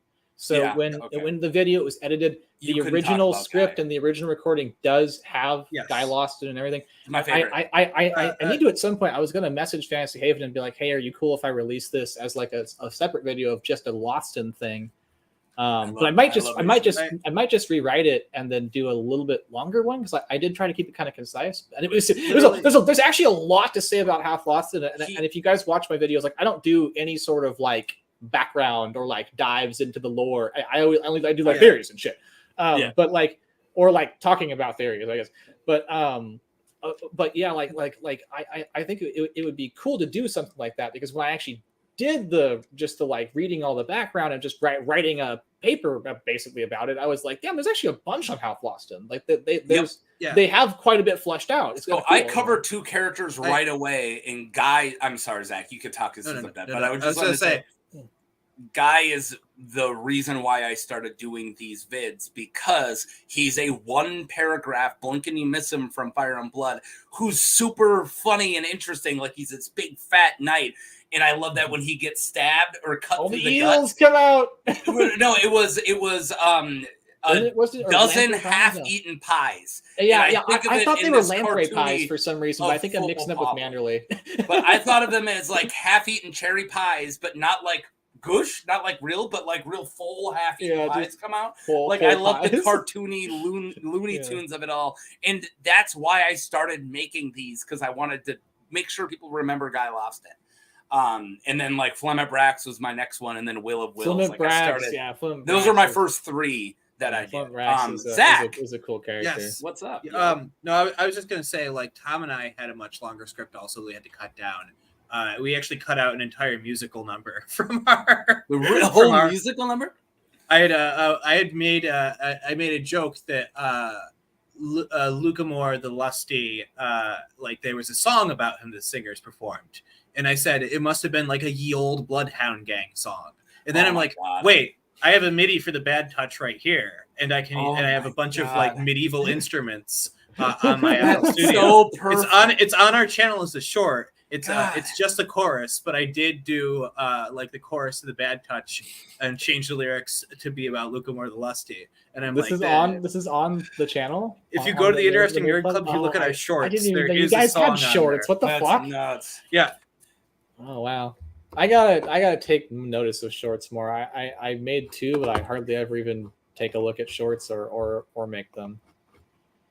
Like only I barely even know they exist. People have like watched it, so like it's on the channel. Jackie C, if you go to the Interesting Nerd Club channel, look at shorts. It's there. You can hear all that I made for it. I want to hear this too. Okay, finally somebody realized that we've been hanging out in Strombedia this whole time. Oh. Steve Durant. I didn't realize that because I had it covered up with a different window because I was watching the chat in a different window.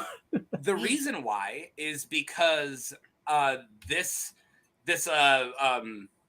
room that I'm in for StreamYards, you have multiple rooms, was set up for my old Geek Gauntlets, which I brought up earlier that I did. But also another thing, me and my buddy Barrett, who runs my Pokemon role-playing channel or videos on my channel, we have a Pokemon D20 that we're like 22 episodes in.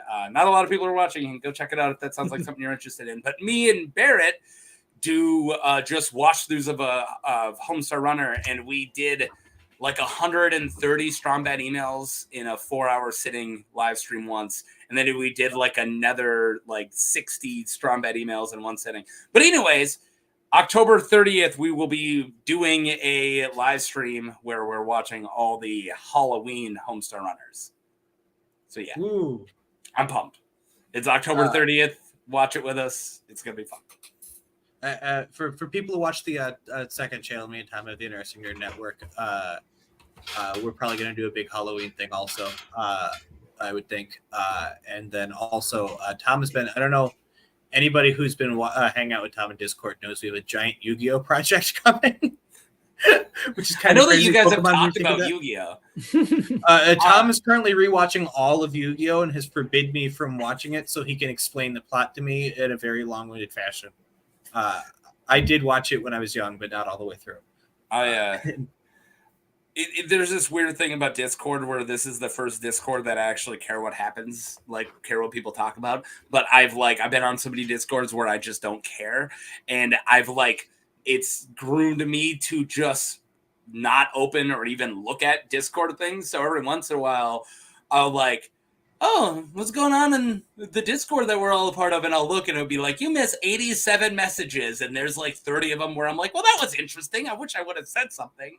But yeah, I feel like I'm not active on it, but it's not because I don't want to be. It's because like I'm not good at it.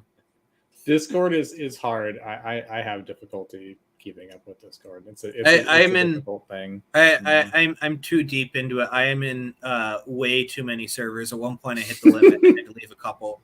That's funny. But I'm in so many projects that are organized entirely online. Like Tom and I used to live in the same area, and then I moved. I might move back at some point, but not anytime particularly soon. So like we have to coordinate over the internet all the time. And it's just easier that way. And then like I'm involved in so many projects. My music is in like a video game mod. I write for other video game mods. I just have so many other things that like only exist online. They will not exist. They cannot exist because like the people are like strewn across countries. And Discord is just so good for like putting a project together with people that you cannot see physically. So unfortunately, I'm in just an enormous amount.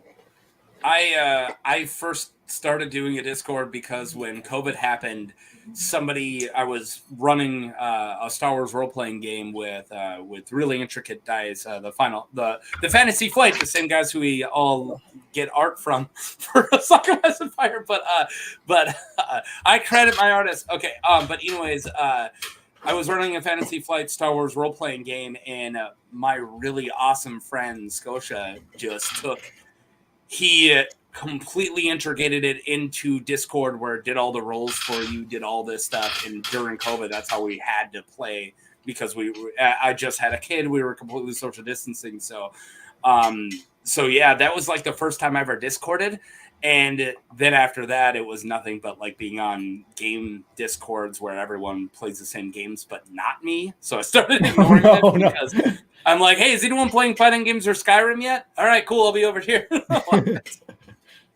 So I don't mean to be abrupt. I have to jump off probably because this little tiny cat keeps coming out and trying to get the attention of my really big cat. And I think the big cat will hurt him, but I also don't know. So yeah, it's almost 1 a.m. I think. Oh gosh, it's 10 o'clock to call it. Yeah, it's 10 o'clock for me. I have one last. If we can do like one more minute, I have one last A Song of Ice and Fire crush to send us out, so everybody can debate in the chat still. Wenda the White Fawn from the Kingswood Brotherhood. Oh yeah, yes. the butt yes. brander. The butt brander. Yeah. Which presumably means she's into something kind of kinky. Yeah, but... I mean, I'm more of a Mara Frey guy. I'm kidding. But, the dumbest and ugliest of all the dumb and ugly family. Like yes. When the dumb and ugly family is making fun of you for being dumb and ugly, like you must be pretty bad. When the Freys are like this loser, like guys. When you're the most Frey, that's a bad. When you're the Freyest Frey. Well, I do also like Gatehouse Amy a little bit. I love Gatehouse Amy. Yeah, I love Gatehouse Amy. Oh, I love Gatehouse Amy. And so do the Stable Boys. Who doesn't like Gatehouse Amy? I would roleplay for her. She's very charitable. Even if I was like a highborn guy in this society, I would pretend to be the stable boy for our role play. Like I would hide like, sorry, I didn't mean to. If you were Lancel, you'd give him all that religious bullshit, and you'd be like, "I'm your stable boy tonight." Oh my god, it's like a reverse sort of Aladdin situation. Well, this is literally we talked a little bit about Scrubs, but there's that Scrubs role play where Elliot makes her boyfriend, I can't remember the guy's name, but she has him pretending to be an apple thief, and she catches him in the orchard. I would do that for Gatehouse Amy. I'd be like, "Oh, I didn't mean to steal your apples," and she's like, "Well, you need to be punished, boy." And I'm like, "Oh," like I would do that. I would do that for Gatehouse Amy. So it would probably be the other way around. I think is that a really coded like lemon stealing horrors reference? Like, guys, we made it 3 hours before somebody brought up lemons and A Song of Ice and Fire. It's really the longest it's ever taken, and it had nothing to do with Bravos. Did we talk about House Dult? The House of Lemons. On the note of Gatehouse Amy, I think we should call it. Yeah, I think Gatehouse Amy is the best place to start. That's a good place. Yeah. And I have a joke that I'm not going to make on stream about Gatehouse Amy, so we're going to move on. I'm kidding. I love Gatehouse Amy, and everybody who watched, this was really good. Thanks everybody who showed up. I am completely ecstatic. I thought it was gonna, not to sound like Wayne Campbell from the second Wayne's World, but I didn't think anyone would come. But look, we're all here, and I feel like that every time I'm doing a live stream, especially since like I knew Mira might not be able to make it, and then she also wasn't feeling good, and Zach's like, "Hey, I can show up," and I'm like, "Oh no one's gonna show up, and it's just gonna be me talking about nothing again," and that was complete opposite. We had active live chat the whole time. Good old Rig showed up. Yeah, and we're at 3 hours, so check out Interesting Nerd Club and check out Random Internet Guy. I don't need to tell any of you guys that because I'm pretty sure everybody in the chat subscribed to at least 2 of them, if not subscribe to me. Subscribe to me.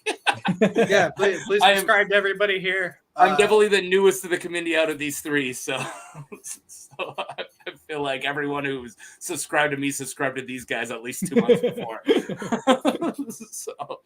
But all right, you guys have anything you want to say besides peace?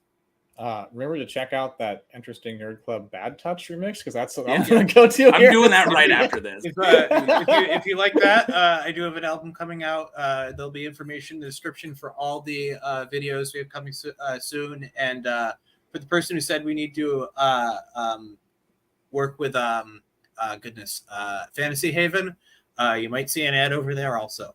And also, if Fantasy Haven and or Quinn the GM are watching, you call me, man. Come on next time. If I'm there, I would love to have.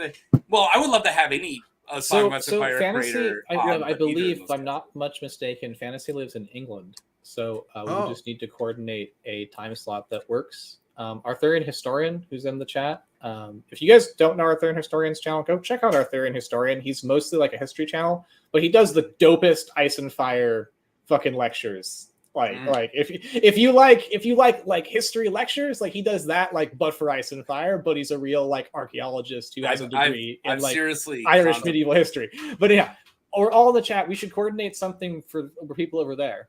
Because you stay up late anyhow. It's like or stay up early in the morning, even if you what if we did like an early morning thing, like whatever the time is, I bet we could rope Fantasy and one of the other 2 people who live in weird time zones in. I used to do work with a guy from Israel, and like I still work with people from Australia and stuff on often, so I have worked around it. But all right, let's get out of here. Check out all these guys' stuff if you haven't already, and also thanks for watching this whole time. You guys are amazing. And yeah, peace. Adios, everybody.